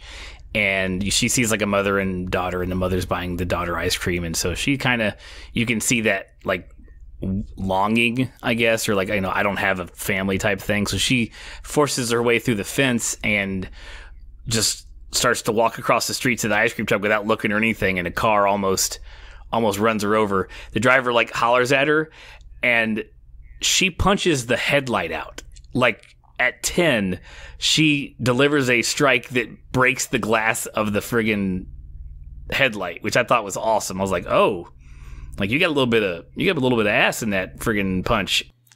Yeah, but that fucking dude in the car responded exactly like any guy from like, what was it, 40s or 50s that they were in right there. Like, fucking giant cigar in his mouth. Fucking kid, like, just like, I was like, oh shit, dude. Like, oh, here it is. Here's the tragic part. Like, I thought this guy was about to beat the shit out of this little girl for punching his headlight, and like the whole freak comment and everything was going to kind of come full circle, you know, because you're like, oh, we're about to find something out. Like, you know, but I was like, oh no, man, she just went Super Saiyan and broke that dude's. He was more impressed that it was. Like, he's like, shit, she punched through the glass, because that's not. Yeah, that's like by not the time he got around, that's like fucking thick ass glass. Yeah, like by the time he got around to the front of the car, it was almost like, I'm mad, but I'm almost fucking impressed that this little girl knocked that shit out. Like, he should have been like, hey kid, you want to be a boxing I'm about to say champion? it Like, would have been know, better like, if he was like, yeah, if it was like Mickey from Rocky. Yeah, Like, right. how wasn't it Mickey that almost hit him? He's like, you want to come work for me? You want to? Yeah, and then the whole movie just threw a total loop. Like, the whole story was fixed. She grows up Rocky. and becomes a female boxer.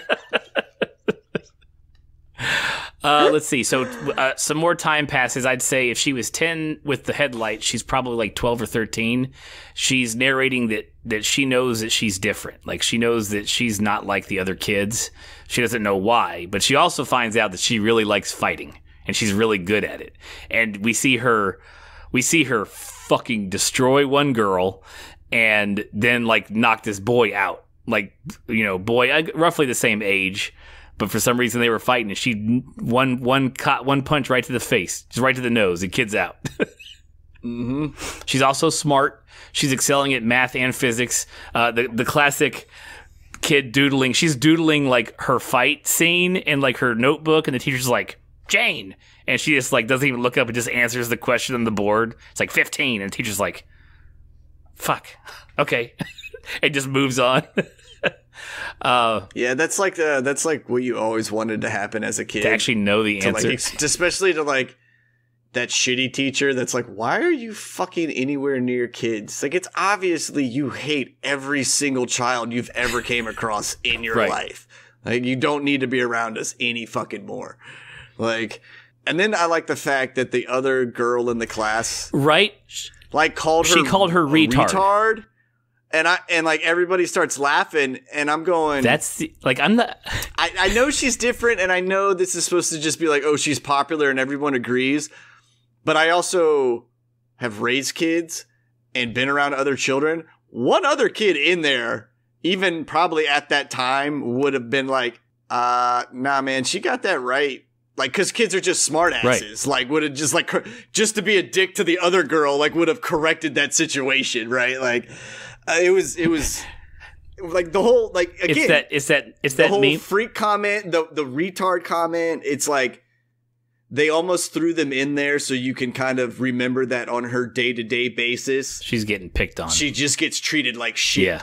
You Yeah, know? it's like that Mandy Patinkin from Princess Bride meme. It's like, you're using that word, and I don't think you know what it means.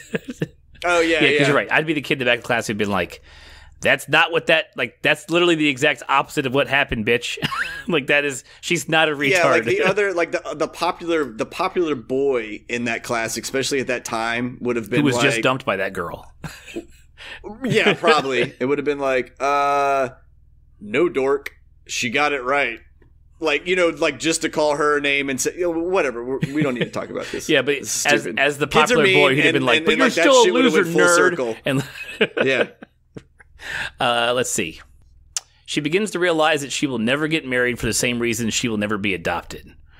So she sees, I think it may even be the same girl, which really fucking sucks. She sees that girl get adopted from the orphanage. Like, she sees her getting in a car with a new family. And if it wasn't the same actress, they wasted their money, because they should have done that, because it would have made it wasn't readily apparent it was the same girl. It was a blonde girl, but I couldn't be like, oh, that is the same girl who was mean to her like literally 20 seconds earlier. But in my brain, it's the same girl, and you could just tell like the dread this girl feels just watching this bitch get fucking adopted, and you're like, but I'm smart and I'm nice. I'm just a little bit weird. Don't you want to adopt me, please? So she's definitely in that, like, she realizes that she's just not meant for people at all. Like, she's just like, I'm just going to be a loner. Yeah, and like, it sucks because that is the beginning of like what is needed to happen for her to have this life. She has to be a loner, which makes sense. As a paradox, it makes sense for her to be a loner.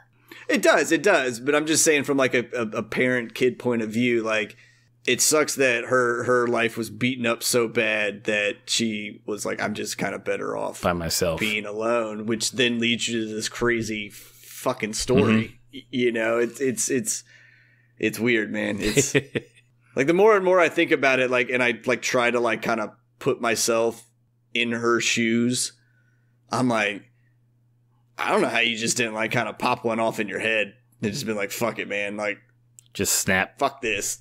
This is not how things are meant to be. Right.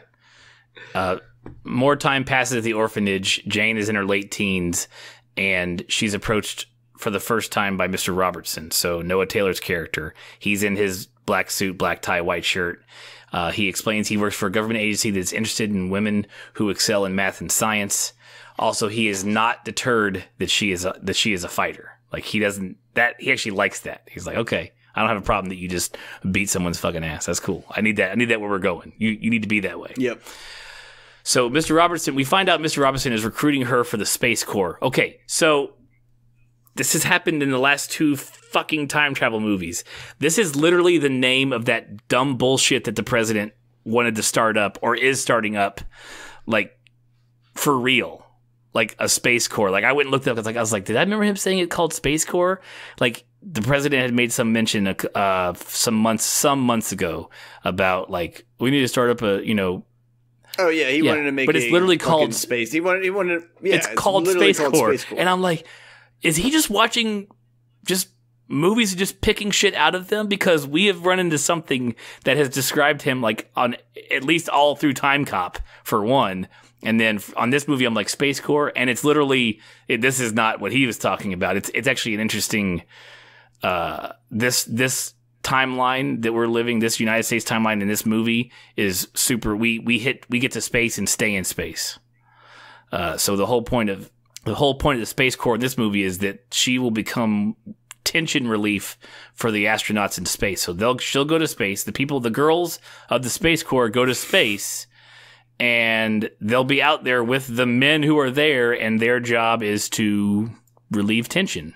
Yeah, I was gonna say, like, you've already said relieve tension at the beginning. Go ahead, just go ahead and wrap it up with that one, space man. whores. Like, basically, they're getting recruited to be fucking sex dolls in space. Space whores.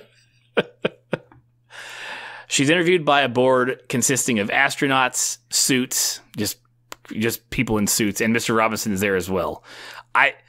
I love, this is our first time seeing Sarah Snook.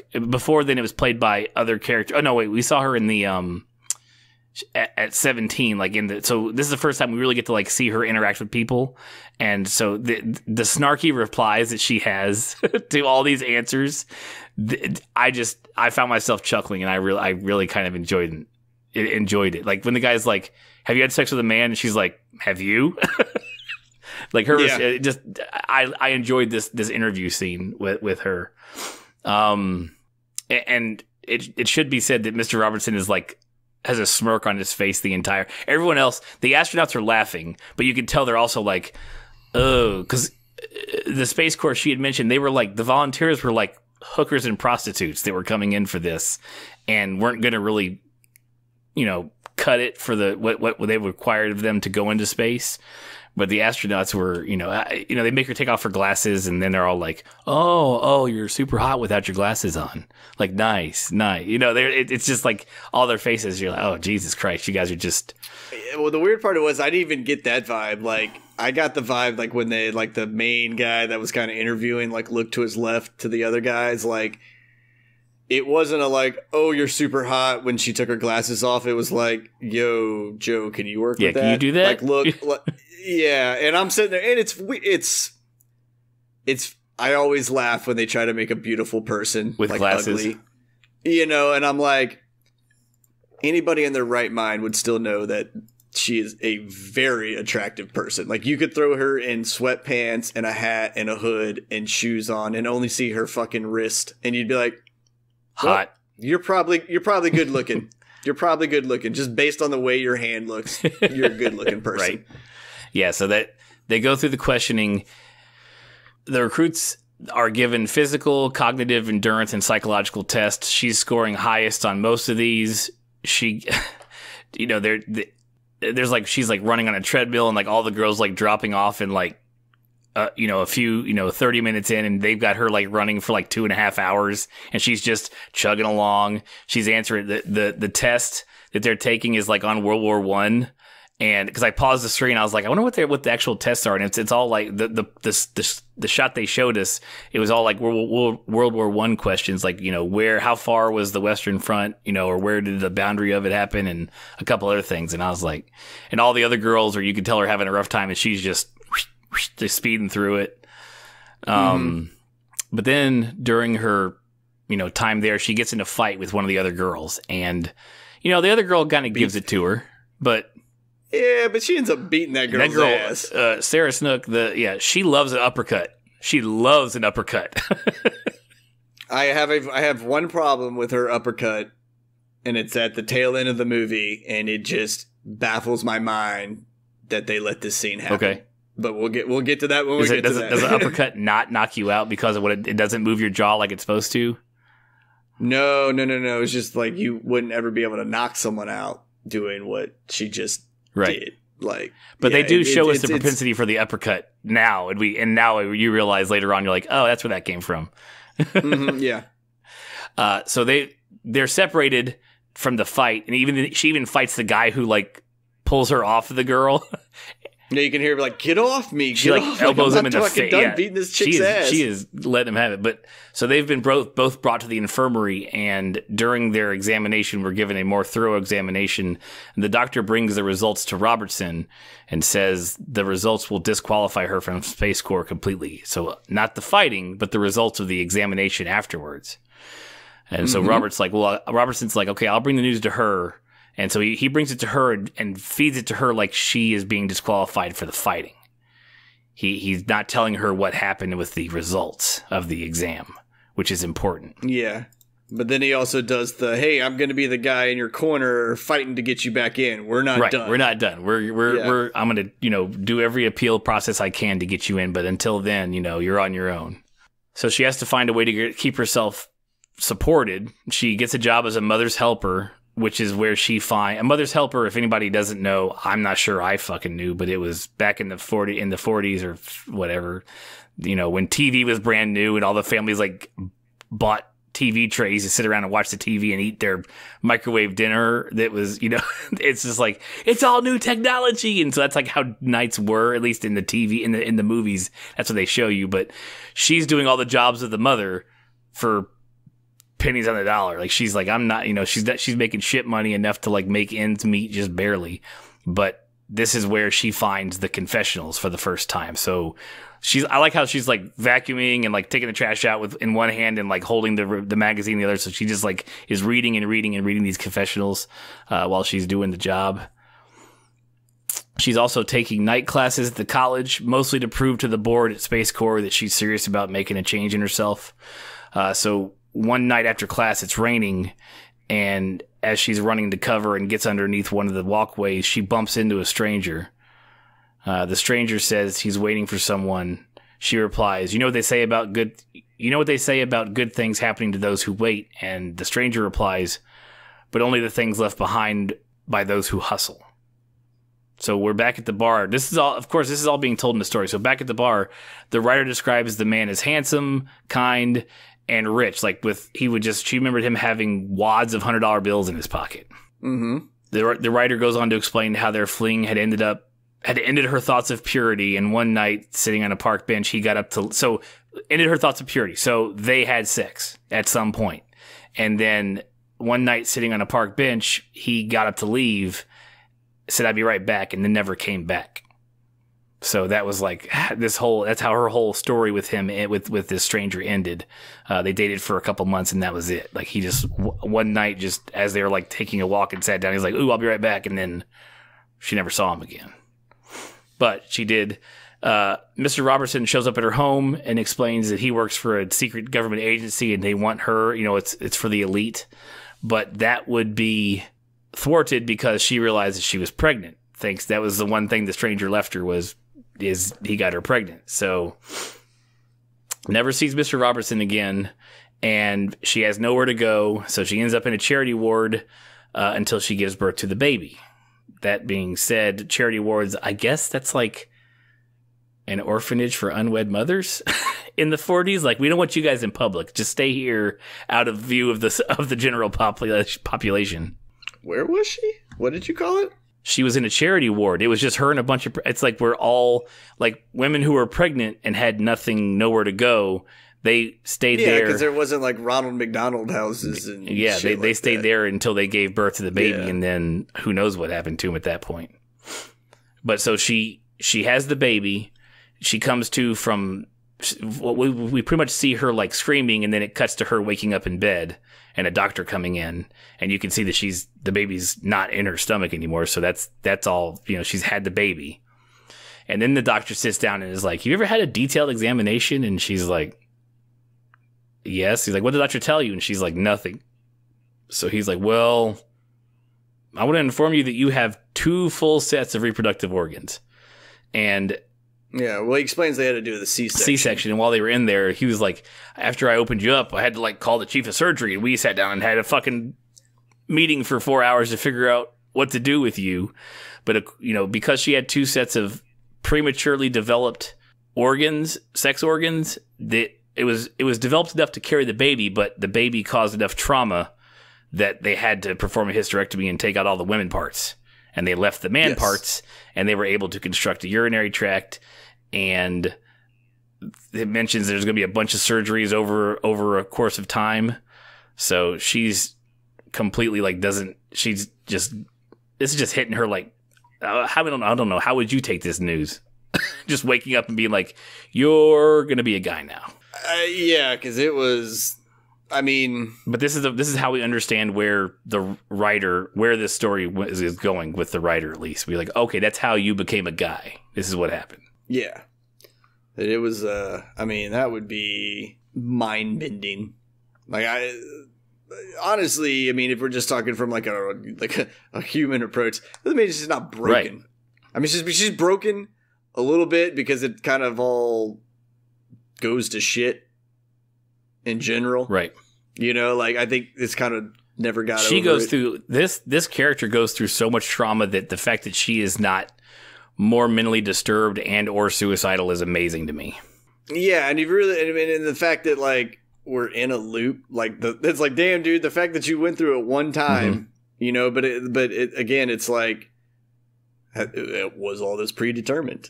This is just what has to happen, right, to get other shit going. Yeah. Because to add to her trauma, after the baby's born, she names her Jane after her mother, which is okay. And she also was like, I want to keep it in the family. So, because she's not going to go by Jane anymore because she's going to be a guy. So she names the baby Jane. 2 weeks after the baby is born, the baby is taken from the hospital, stolen from the hospital. Yeah, fucking walked into like your biggest fear as a parent, like the nightmare shit you hear of like, yeah, somebody just walked into the baby ward and walked the fuck out with the kid. Like, that's what happened. You know, and you think about it now and you're like, all right, there's key cards, hospitals and stuff are a little more secure and blah, blah, blah. But like that thought, just watching the movie, I was like, oh, God, like now I don't even want to put my children on the bus because like, what if that guy doesn't make the fucking turn he needs to make? Just keeps on like, driving. Just goes in the wrong direction one day. They all have GPS now, so you can track them. It's nice. Well, I know that, but it, you know what I'm saying? Like you. just like being a dad and just like having to go, oh, somebody snatched that baby right out of the fucking baby ward. Fuck that. Fuck that. Back at the bar, after the writer mentions the baby was taken, the barkeep asks if they, did they ever find the guy? They know what happens. And back on the track of us getting beat over the head without knowing it, the writer replies, there was no description, just a man with a face shaped like yours or mine. And you're like, watching it the first time, you're like, it sucks, just some nondescript guy. But it makes way more sense as the movie rolls on. And also on top of that, while they're sitting, so they've moved from the bar to like the pool area, and they're sitting at like a booth. There's the restrooms are behind Ethan Hawke's character. And as they're doing the over the shoulder shots, sometimes the men's sign is above his head and sometimes the ladies' sign is above his head. Oh, yeah. Nice. I never noticed. I didn't even notice that. I read that one as well. I didn't notice it, but I was, by the time I got past that scene, I was like, okay, I've already watched this twice. Like, I'm not going to look for it again. But supposedly it happens. So that's what they said. That's what the trivia on IMDb said. But I just liked the director's, like, all this little stuff that's through the whole movie at the end is like, oh, you guys, it was right in my face the whole time. Like, how did I not know this? So then she has a bunch of operations to go through over 11 months, multiple operations to make her transition. And the writer also says, every time I looked in the mirror, I was reminded of the bastard that ruined my life, like as her transition continues. And that's another, like, there's just like one after the other of, it's like, okay, now it's just obvious that you're telling us this shit. Yeah, but it's not at all at the same time. Like it's not. It's only browbeating the second time through, and then you just go, God damn it. Touche, directors. The writer continues to explain that he can celebrate because today, like the day he walks into the bar is a celebration day because it's the day he's not shooting blanks anymore. So all of his male parts have fully matured, and he's fertile, a fertile male. And the barkeep, he's like, well, let me be the first to congratulate you. And they shake hands. At this point, I was like, are they going to touch? It's like, oh, they touched. Everything's fine. Like, in case, once you find out they're the same person, this is like the first time in the movie the two of them touch, even though we know at the end they're the same person. But it's like, that's where I was watching. I was like, oh, that's the first time. And nothing happened. That's good. The writer explains that after her transition was done, that he applied for Space Corps again, this time as a man. And of course they denied him. So can you imagine though, like sitting across from yourself and God knows how many times you've done this, like, cause it's fucking time travel. Right. And they've already made it clear that you didn't succeed the first time. Listening to this fucking story and being like, not going, like, just kind of subconsciously saying like, oh yeah, fuck that stupid bitch Tiffany in 6th grade, like under your breath or something, because you're starting to remember the shit, So, or like speed up. I've heard it all before. Yeah, can you get to the end, please? Because we're like 45 minutes of the movie. There's no time travel yet. So he, who is now named John, he takes on the name of John, moves to New York and starts a job as a fry cook because Space Corps was like, nah, we're just gonna. The doctor creepily like examined him for like a long time. Like at Space Corps, like when he's been transformed, because he got scars where they removed her breasts and scars on his stomach from the C-section and all that. Yeah, well, John even points it out that I think it was more of a fascination than like a doctor going, "I've never seen this before. Like, do you mind?" Yeah, sure. We'll look at you for. This is why I'm in the medical field. Shit like this, not the common cold. Like yeah. So he gets a job as a fry cook in New York and then a stenographer. And so his job is transcribing stories that other writers have written to like type. And he realizes that like these shit stories are being bought. Like he's like, I'm typing this stuff. Like this is what I'm typing is shit. And this author's still selling it to somebody. So he's like, why can't I do this? So he grabs a stack of confession magazines and studies them, and then begins the moniker or the pen name of the unmarried mother and starts his whole career as the columnist now. Mm-hmm. So then is where things start picking up. Kind of. The barkeep asks the writer, what if I could put him in front of you, the man that ruined your life? Would you kill him? And the barkeep starts to reveal personal information about the writer, including that his name is John. And now John is getting like freaked out because he's like, are you fucking following me? Like, what do you like? Yeah. he's telling him all kind. What was some of the things he told him? It was like, your name is John, but you didn't tell me. Yeah, I don't remember the fact that he like the one thing that like, hey, if I wasn't who I say I am kind of thing. Like, he mentioned the orphanage. You need to believe me because he mentioned the orphanage and the lady who ran the orphanage. That's the names he mentioned. Yeah, and then the writer's like, you son of a bitch. And the barkeep chuckles and says, that's funny. That's another one where they're beating you over the head with it. Yep. So the barkeep goes on to explain that he has an offer for John. He says Robertson explains it much better. And this is where John's like, I'm sorry, you know Robertson? So this just dropping Robertson's name convinces John enough to go into the basement of the bar with this guy he just met. And then once he gets down, as they're heading out, one of the patrons of the jukebox turns on the song I Am My Own Grandpa. And it's great. And the barkeep even continues to sing the song as they head downstairs. In the basement, and John is so fucking trusting, it's stupid because, you want to meet Robertson? Come on down. Like, he's in the basement. Like, it's, what? What? John is being cautious, but still continuing on. I don't know if it's just because it's like, what else could happen to me in this life? It's fine. I'll just, Yeah, but I also think it's like, as we soon see the connection the first time, you're seeing that connection now. Mm-hmm.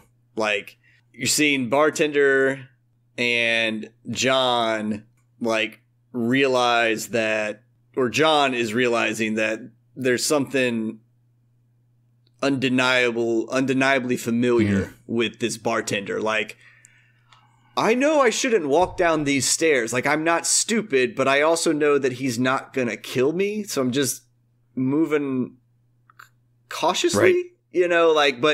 But there's also this, because of the name and all of a sudden this kind of crazy information drop, it's too much of a carrot to not follow. Right. Even to the point where when they get in the basement and they get in the room, like, the barkeep locks the door and John's like, okay, buddy, like, what's going on here? I love the barkeep's response. Like, it's not easy to kill somebody. Like, of course I'm going to have a lock on a fucking door. Like, we're planning a murder here. Like, right.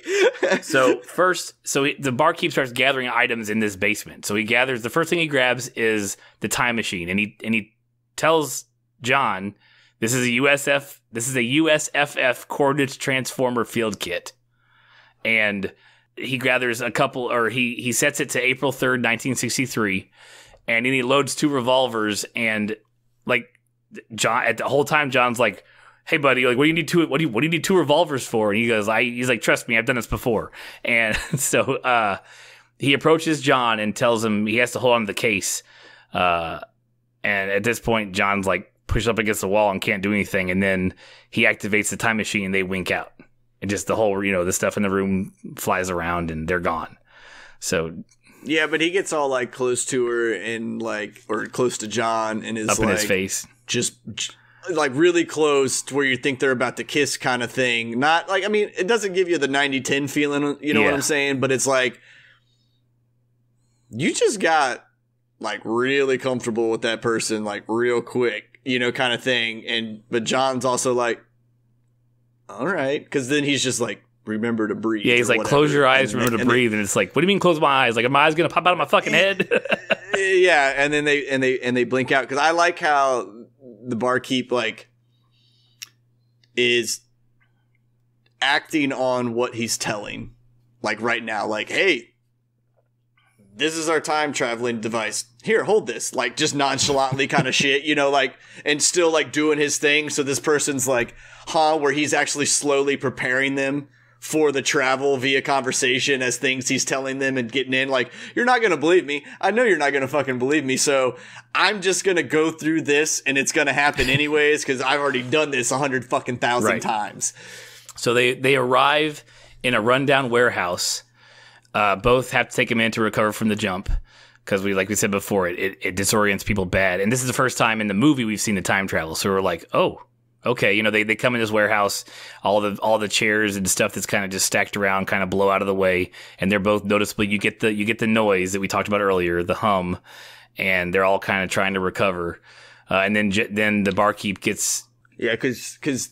Well, it's also cool because John, you think, is sick from the first time traveling, and the barkeep, you're like, all right, you seem a little more sick than normal for a guy who's traveled, but you also go, oh, this is your last mission, and we've kind of already been told that with your jumps, like, essentially, pieces of your gooey, imaginative, creative self get left behind, and you leave, like... An element behind.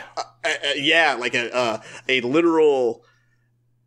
I don't even know what, like, an ectoplasm type goo behind, and when not enough of that shit travels with you after so many jumps, you basically go crazy. Right. Yeah. And so then you kind of go, all right, like, how sick is this dude? But you also, like, see that he's, like, pulling his shit together because it's also the last mission. So you're like, ooh, we got the newbie and we got the old guy. Like, you kind of get it, like, because I went, all right, maybe this shit's about to kick up and we're kind of gonna get like a little buddy cop kind of movie at this point. You know, I was like, not MIB. You know, I'm not saying that, but we now have, like, you now understand that the barkeep has obviously what you may think is been recruiting Right, John. you think so. Now you're like, okay, these tapes he's been making, we saw him making, are for a partner or somebody else. We're like, oh, this is the partner. Yeah, he's gonna pass this on because, like, he realizes this is his last mission, and John is the person that he's met through his jumps, and is like, you know what? This is the person that needs to take over. So it actually kind of exactly is like MIB in our heads, because we've seen MIB and we're like, oh, okay, so it's the old agent getting the new agent, getting him set and then leaving, which we're like, okay, cool. I know where this movie is going. I can determine exactly what's happening. Let's keep going with this. Yep, and you're fucking wrong. They don't do that. Yeah, and so John's like looking out through the slats in the door and like sees people in 60s, 63, you know, garb, and it becomes real to him real quick that he's like, oh, okay, we've fucking time traveled. And at the same time, the barkeep's running around. You can tell he arrives in this location before because, like, he pulls like a hidden thing out of a crack in the wall, and he pulls out a bunch of money. He's like, look, the agency funds this stuff. They don't care what you spend. Just don't make any anachronisms. So he like hands him a wads of hundreds is what he hands John, is like a shit ton of hundreds. He's like, okay. And even John, because like as the barkeep's like grabbing clothes and shit, he goes like, John goes, how'd you know that was going to be there? And he goes, and the barkeep just brushes it off like in a rush. Like, you don't think much of it. He goes, it doesn't matter. Like it's, you will soon understand that with this time travel, things like your clothes being there, it doesn't matter because you have either done it or some other temporal agent has gone back and like was the guy that was gonna set all the shit up for you when your timeline comes through. You know, like, you don't know when this has been planned or how long it's been planned, like, and it's not going, oh, all right, cool, so like we got together on a Tuesday. Like, no, this was somebody thought of this idea in like 83, sent someone back to fucking 63, you know, and was like, drop this shit here, blah blah blah. But it's not. It's not.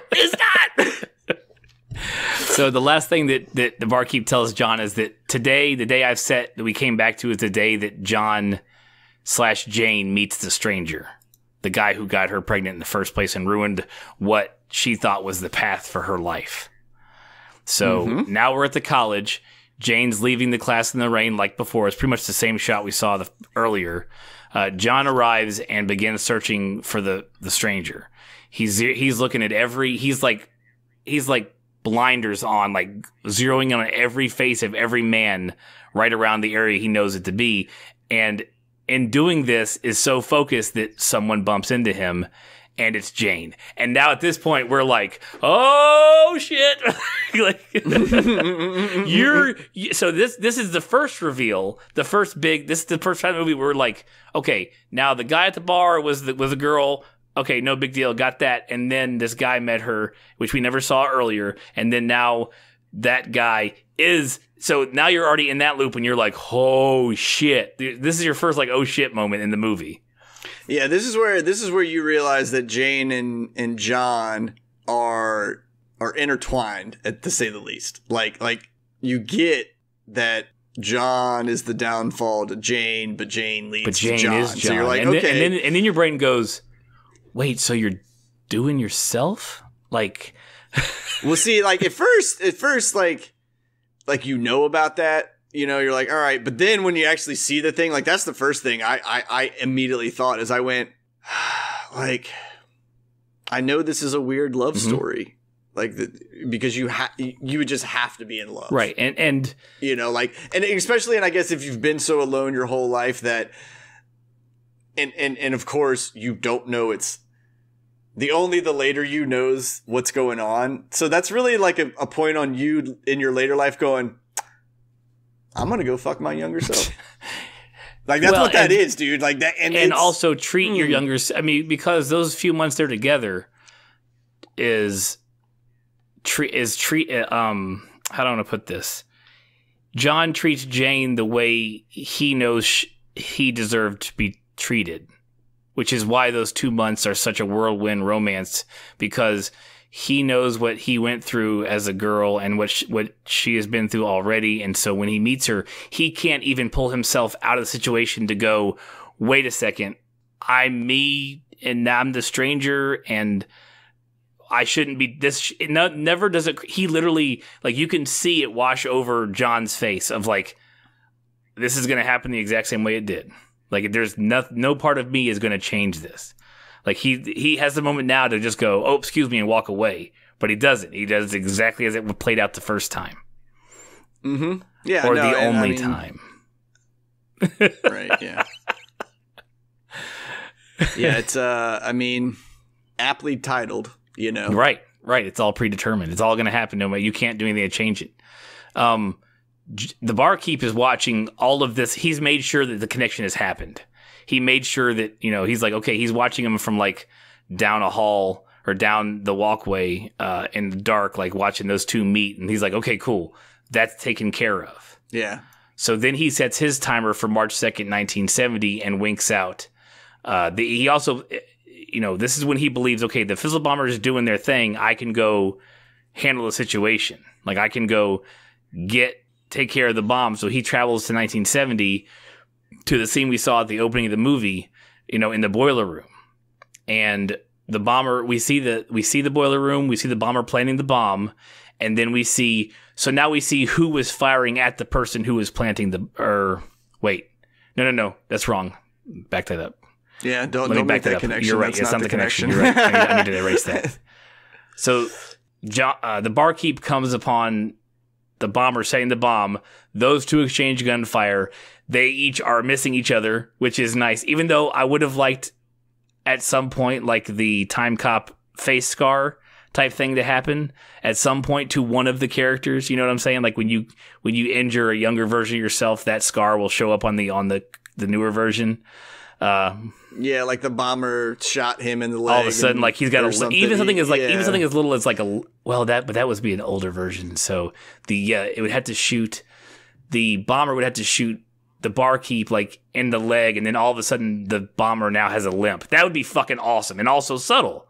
It would also be subtle. Yeah, like you would have to see like the only way you could play that out though, outside of like the way Time Cop did it, where it's just like such a dramatic thing on the face, would be like he gets shot and then you have the reveal there because all of a sudden he's like, God damn it, you made me shoot myself and now I've had a limp for fucking 20 years, you know, or whatever, right? Like kind of thing.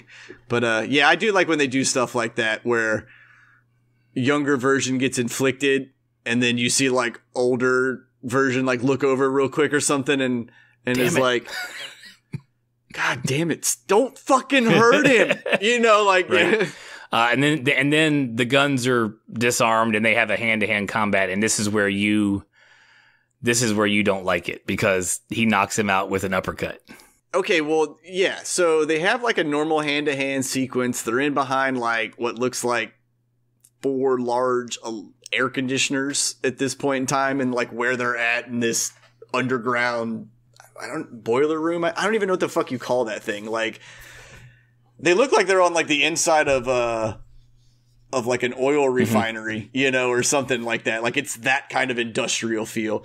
But yeah, so old guy or young guy gets banged against, barkeep gets fucking banged against the wall, right? And then he bounces up and goes to punch him with his right hand, and Bomber catches the right hand. So his arm is like this, and instead of like catching it with the left hand and then clocking him like this, he catches it with his right and then like throws this quick uppercut like under his arm like that. And I'm just going, that's that thing that you see like on a YouTube video where they go like, this guy is a master of chi level 68, and he comes like running up to a guy and then goes, defend yourself, and then does all these like magic waves in front of his fucking face, and the guy like falls over, and you go, oh shit, man, he must have like channeled some fucking energy or some shit. Like that's what that kind of punch was. Like it bothered me so bad, and it's so quick too. It's like almost like a someone's controlling a little boxing puppet, and it just pops up real quick. Yeah, like a Rock'em Sock'em Robots type punch. Essentially, yes, that is nailing. So he knocks him out, and the bomber walks away.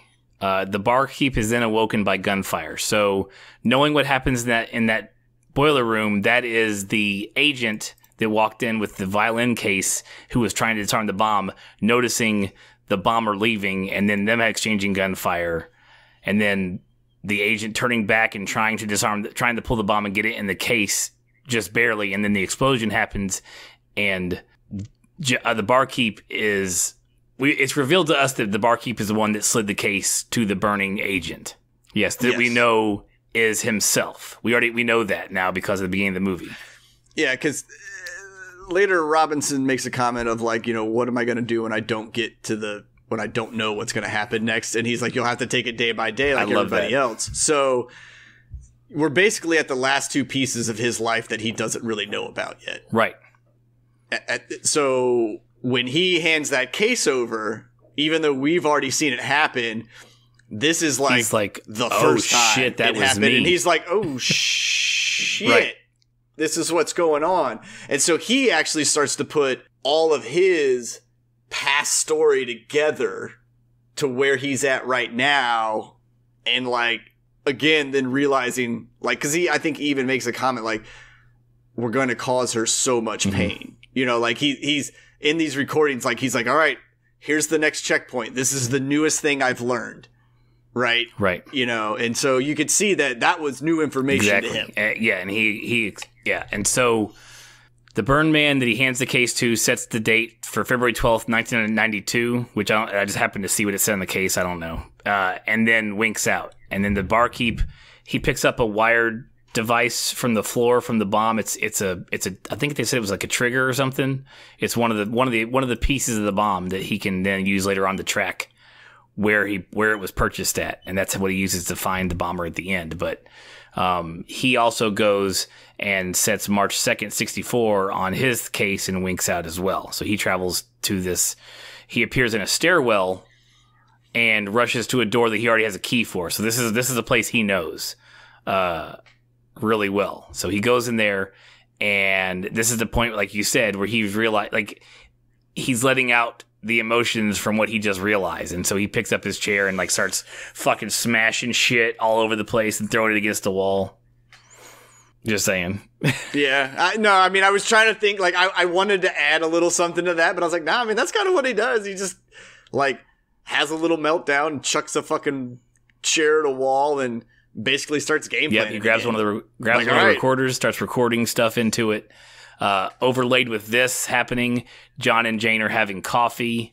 at just it's a cool shot because it's Sarah Snook in both characters, and you have this straight on shot with both of them sitting at the table, and it's just really nicely done. It's one of those split screens where they filmed it all with him on one, and then all with her in the her, and then all her in the man makeup, and it was it's really nice, really smooth scene. It doesn't show, it doesn't look as choppy as like when the guy in Time Cop handed himself the letter, like where it was like, that's not really your arm. Yeah. You're superimposed. The barkeep continues to record reminders about the jumps. So I think what he's saying into the recorder is what we've heard before. I don't remember. But he opens the closet to reveal a trench coat and a hat. And he's telling the recording that you've always knew this day would come. And he dresses in the coat and hat. John and Jane's conversation continues, including some mind reading. So John, in their coffee, he's like, I can read minds. And yeah, somehow, yeah, it's like, what do you do? And talks about the stuff, and then he's like, but my real talent is I'm a psychic, basically. And she's like, bullshit. And so it starts with okay, here's what you're thinking, and she's like, everybody feels that way. And okay, well, here's what you're thinking. And then it's like, yeah, but who doesn't? Kind of like, I can argue this shit all day. And then finally it's like, okay, here's the most detailed goddamn thing I can think of really quick. And it's like, yeah, and he's like, I went too far. Sorry. Yeah. So we flashed to, what the barkeep was talking about, saying you knew this day would come, is he's staring at something through a window. He's in a building that has windows inside of it between rooms, and Mr. Robertson appears, and they talk about the jump that the barkeep made to try and stop the Fizzle Bomber was an illegal jump. Robertson wants to recruit John into the bureau. Robertson tells the barkeep that he is special, that he's a predestination paradox, free from history and ancestry, which is literally exactly what he is. He has no history, he has no ancestors. Yep. And the barkeep replies, I'm the rooster, which is from the joke at the beginning of the movie. So we're like, yeah. Okay. So Robertson leaves, and the barkeep returns to his task, and his task is taking the baby from the hospital. And so you realize what he was looking through the window was at the baby. He is the guy whose face looks like yours and mine. He's the guy who does that. So then he returns to the apartment with the baby. John and Jane are making out in a car, which is led to insinuate that's when they bang, and she gets pregnant. The barkeep sets a time machine for September 13th, 45, jumps there with the baby. He's the one that takes the baby to the orphanage and makes the phone call, because the baby is left on the doorstep. So he makes a phone call to the lady who owns the place, and she picks, she's able to get the baby off the front porch. And then he's in it. And this is another cool shot because he's in his car and he jumps to June 24th, 63. And when he winks out, like the windows of the car like shatter. That was cool. That was pretty awesome. Yeah. Because you've seen like things move, but like it's a force when they leave, whatever they're trying to show. And so it shatters the windows. Yeah. If like a person was around, like they'd probably easily get thrown into a wall. So he traveled to June 24th. So the first date that he traveled with when Jane met John was April 3rd, 63. So he comes back June 24th. So they've been dating. He's been gone for almost 2 months. No, almost 3 months. That's when he comes back. So they've had a chance to have a blossoming relationship, have some car sex, all that good stuff. And the night that he arrives there, it's the night that they're sitting on the bench. That John and Jane are sitting on the bench discussing the night that the stranger leaves Jane. And so he's up on a hill, like overlooking the two of them. And John kind of has this, because John knows what Jane went through, he literally knows that what he's going to do. And he looks up the hill and he sees the barkeep standing there, and he tells her, I'll be right back. And he walks up the hill, like he draws his fucking revolver that the barkeep had given him, and like draws down on the guy, like, I should fucking kill you. Yeah, because that's when John puts it together of Like it was all predestined. Yeah, it was all a point. Them meeting was not. Yeah, like this was, you were brought here to show you what you need to know. Like, and it's unfortunate that it worked out the way it did. My favorite, I would almost call this my favorite line of the movie. They're both standing, John and the barkeeper standing at the top of the hill looking down at Jane. And John says out loud, "I never wanted to hurt her." And the barkeeper replies, I love this line too. He's like, well, now she knows too. She knows too. Now she knows too. Or now you both know too. Or some shit like that. Like, yeah, like now she knows too. That's right. Yeah, I like that. I was like, oh, you sleek little silver-tongued fox. That's probably my favorite line of the movie. Just with all of the reveals that are happening over and over again, like as it keeps building more of this plot, like that was like, she does know, because she knows the stranger that she's hated for all these years and blames for turning into the man who then becomes the man that she falls in love with. None of this was ever to hurt him. You never wanted to hurt yourself. So anyways, the two jump to 1985. The barkeep tells John that his troubles are over and that he will save millions of lives. John, they've jumped from 63 to 85, so he's recovering from a 22-year jump.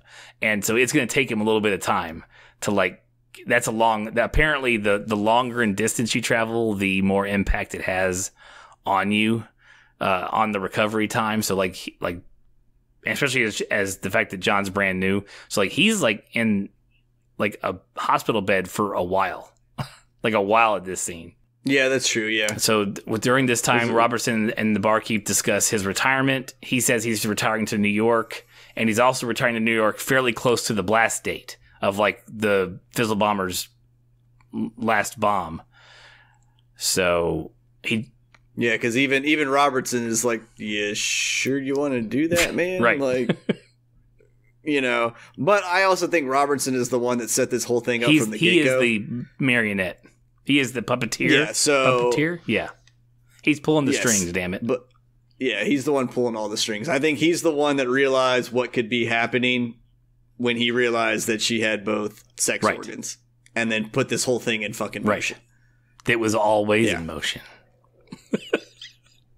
I can't even wrap my head around part of this. But anyways, for the retirement, so the barkeep jumps back to the bar he was working at. Literally, the song "I Am My Own Grandpa" is still playing. So it's literally right after he went downstairs, and the guy who owns the bar is like giving the drunk guy who played the song like shit for playing it, and the barkeep's like, he grabs the bottle of scotch that he grabs that bottle of Dewar's. The bottle of Dewar's. It was up for the bet. Yeah. And, hollers to the guy. He's like, let him play the fucking song. And, oh, hey, by the way, I quit. So he walks back downstairs, and he jumps to his apartment, January 7th, 75. After he recovers from his jump, he sits down, he pours a glass of that scotch he just grabbed, and decommissions his time machine. And so all the dials turn, and they read decommission. And then he sits down, takes a drink, and then you hear the dials whirring again, and it says fail, error, fail. So the decommission didn't happen. So his device didn't decommission. So he pulls out the package that Robertson had given him when they were having a conversation while John was recovering in their recovery hospital room, and it has the piece of the bomb that he pulled off after he helped the Burning Man jump back, get his case. It's that piece of the bomb, and it's a whole bunch of stuff, and it's like, here's the receipt. Follow, the purchase of this. Yeah, it's the detonator. It's like, again, hey man, I know you're retired, but also here's your giant carrot of a piece that you've been waiting for. So if you really want to do it, man, go do it. Yeah, and by the way, I also know your case is not going to decommission either. Yeah, well, because it's supposed to be like, you're supposed to kind of view this as like Robertson kind of being like, hey man, I'm on your side. Like, I'm your guy. Like I said, that's always will be the guy fighting in your corner. Right. But you're also starting to realize that like, this motherfucker's pulling some hardcore strings over here. I'd almost want to see a movie where it focused more on Robertson and how this all came to be. That would be kind of a neat story. Right. Yeah. So John, or not John, the barkeep. So we see him look at the detonator, and then it cuts away from him, and we see John awaking in his recovery room hospital that they were at earlier, and he starts listening to all the Barkeep's tapes that he had made. So that's who he was dictating it for. And knowing the loop, we're like, okay, it makes sense of him telling him where it needs to go, like all the things that need to happen. And John's dressing in a, black suit, black tie, white shirt type thing. And is like receiving his first, like the case is like, cause John, the Barkeep's case is like old and used and worn. And John gets his brand new, like, sleek black violin case, like, day one of being an agent type case. You know what I mean? Yeah, I mean, I'd imagine that was kind of like a badging for an officer or something like that. Like, hey, man, you're one of us. Here it is. And, like, he's super excited about it. And the Barkeep told John, like, it's not much, but at least you have a purpose. Mm-hmm. And so John is super happy now because he now has his purpose. Right. Like, now is like, okay, I went through all of this shit, but I'm super special. I'm a time traveler. Like, I have my purpose. Not realizing that, honestly, man, you still have a whole bunch of tough choices to keep making. Yeah. And we still don't know the final. And at this point, we still don't know the final, like, reveal of the movie, correct? We don't know about the Barkeep yet as his part of the loop, correct? We just know he's the one making the John and Jane loop happen. Yeah, we know that. Because we don't know who was, let's see, do we know? No, we don't, because... Well, we know that John, we know that the Barkeep is an agent and was burnt, but we still don't know that... We don't know. It's the very end. We don't know that Jane, John, are and all Barkeep the same person. Are all the same Correct, person. because we don't know that that John's first mission is to go defuse that bomb. Yeah. Okay, so we're getting there. We're almost there. We are John. We do get a lot of once again, like, hints at it, but the Barkeep goes to a antique store and is kind of like playing with a typewriter, and the lady that owns the place walks up and they have a conversation about it, and about the time machine. She says something that I tweeted, and I don't remember what it was now, but I liked her line as well. Oh yeah, it was something like you can always become what you wanted to be. Like, it's never too late to become what you wanted to be, kind of thing. I like how you're gonna go scroll through your tweets, but you've had like 700 retweets. So I know, I hate that shit. I wish there's a way to sort by only. It's never too late to be who you might have been, is what she says. Yeah, and I just, that with, like, the quotes that were on the ceiling at the very beginning, like, there's some neat lines in this movie that really play well with the whole, they're really well done. And yeah, they're dumb lines in general, but when you put them in the context of this movie, you're like, man, that's a really good way to think about that. Exactly. And so we see him, he's bought the typewriter, he's back in it, he's writing on a typewriter, and we see the title is called Time, Love, and an Unmarried Mother, a novel by John Doe. In fact, he writes Jane, then X's it out and says John Doe. And he's shown looking over all of his data on the Fizzle Bomber. Now, earlier on during the story during the telling of the story by John, like, he had said, the one story I haven't really told is mine.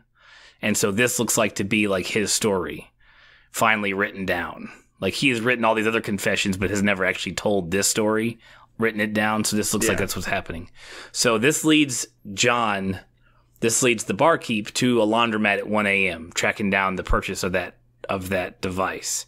And it's all like, everything's laid out of, like, where this guy has traveled. And he's like, well, I'm right here. I can go get to him. So he enters the laundromat with his revolver drawn, and we find out that the Fizzle Bomber is the older version of him. They are... Yeah, well, the Fizzle Bomber's sitting in there reading the same. Is it a confession mag again? Yeah, he's in there. He's sitting in there with his legs crossed, waiting on his laundry, aka the bomb, to go off to wait for John. Like, because he's like, I already know what's going to fucking happen. They argue. The Fizzle Bomber says that he saved lives, that he's not a murderer. And then he has, like, this, like, scrapbook of all these things. Like, this guy was driving a chemical truck and it was going to kill 400 people. That guy didn't make it to work that day. And then, and then there's one, he's like, this building.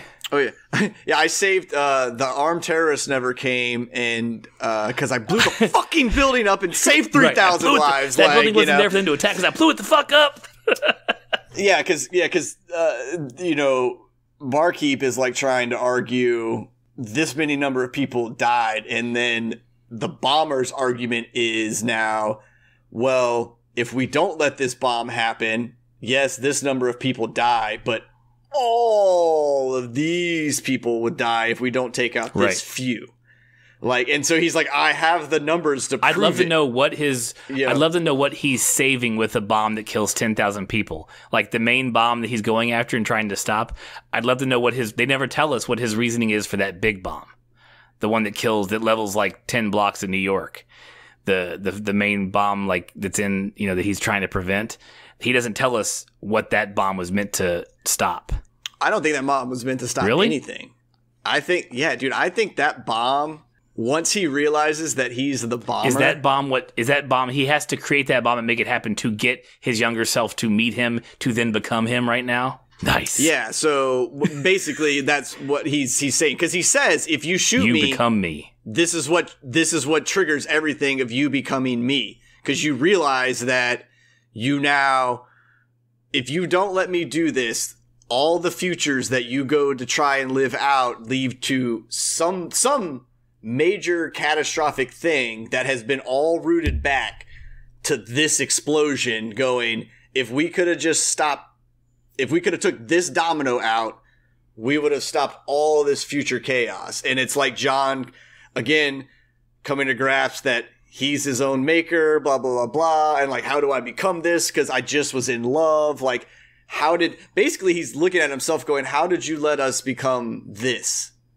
Like, and the bomber, John, is like, if you just let this happen, we can be in love. Yeah, like, let's be buddies. You just have to, you have to learn to love me again. Like, you fell in love with me once before. We can stop this if you just let this bomb happen and we go about our way. Right, because he says you have to try to love me again, which that is another one that's, even to this point in the movie, we still don't know the whole reveal. We're like, what do you mean again? Like, again, because of the loop those two are on, and then we realize that it's everything, which is awesome. Yeah. Because at this point, John, the barkeep, empties out his revolver into the older him, just fires once, hits him in the chest, and then just cranks out all of the other 5 or 6 that are in that revolver he's got.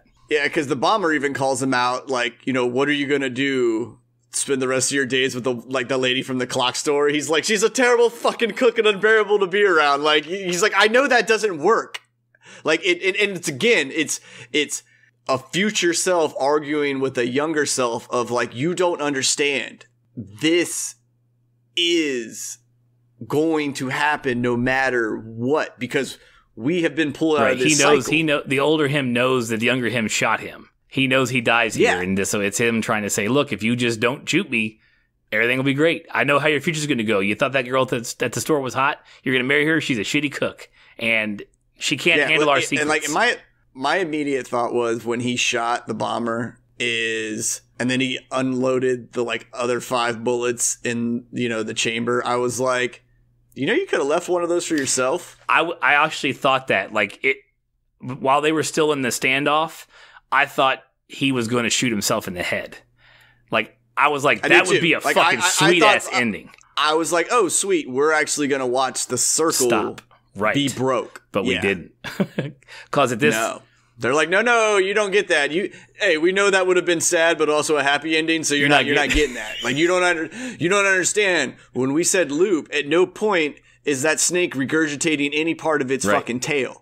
It is just going to keep eating and eating in a circle forever. Right. And so this is when the final reveals happens. They show us the conversation at the bench up the hill between John and the barkeep. And because we didn't get to see it the first time we saw this scene, they cut away to Jane, and she looks back and sees that John's talking to somebody. We don't hear what they say to each other. So we find out what they said is the barkeep tells John, you're not seeing the whole picture because I love her too. And that is when we then see the montage of baby, kid, teenager, Space Corps, turn into a man, become an agent, and then you see John is the one disarming the bomb, and John gets her face lit on fire, and then we see him become Ethan Hawke's character, the barkeep, and then it goes, and then it's all laid out for us, and and then it cuts to credits, and I'm like, fuck you. It's like, yeah, I love it, but I hate it because now now I'm just thinking about it for like a week straight. It's a great movie. I mean, it's just It is a slow burn. It is a fizzle, to not make a bad joke, but it really is just kind of just slow burns all the way through. But it's one that makes you think afterwards, and that's almost better than some of the stuff you see where like, that was action packed, it was awesome, but like you don't think about it later on. I like the ones that we watch and we're not on the fence whether we like it or not, but that's the whole point. You're not supposed to like it or not. You're just supposed to think about it. Yeah. No, I mean, this was a good film, and if you're kind of interested about time travel, like, this is a really cool take on it. And it's also, if you like Shawshank Redemption, and let's face it, you're probably a spawn of some terribly diseased fucking unearthly thing if you're not at least like okay with Shawshank. Like, it doesn't have to be your favorite movie, but you can't not watch Shawshank at least once, even through TBS, and go, damn dude, like, that's a solid movie. Like, this movie it's a slow movie like that. There's no real like crescendo to a happy ending or anything, but it makes your brain go, hey, thank you for fucking using me today. Truly appreciate that. I like that I wasn't on autopilot for 24 fucking hours. Thank you. It's like, now go back to playing Battlefront.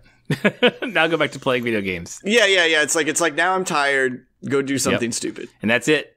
Our next podcast, I'm not going to say next week because let's face it, guys, it's December, it's Christmas time, and we're pulling these movies out as our schedules line up. So just make sure you have notifications turned on wherever you decide to listen to us, and we will have our next movie up.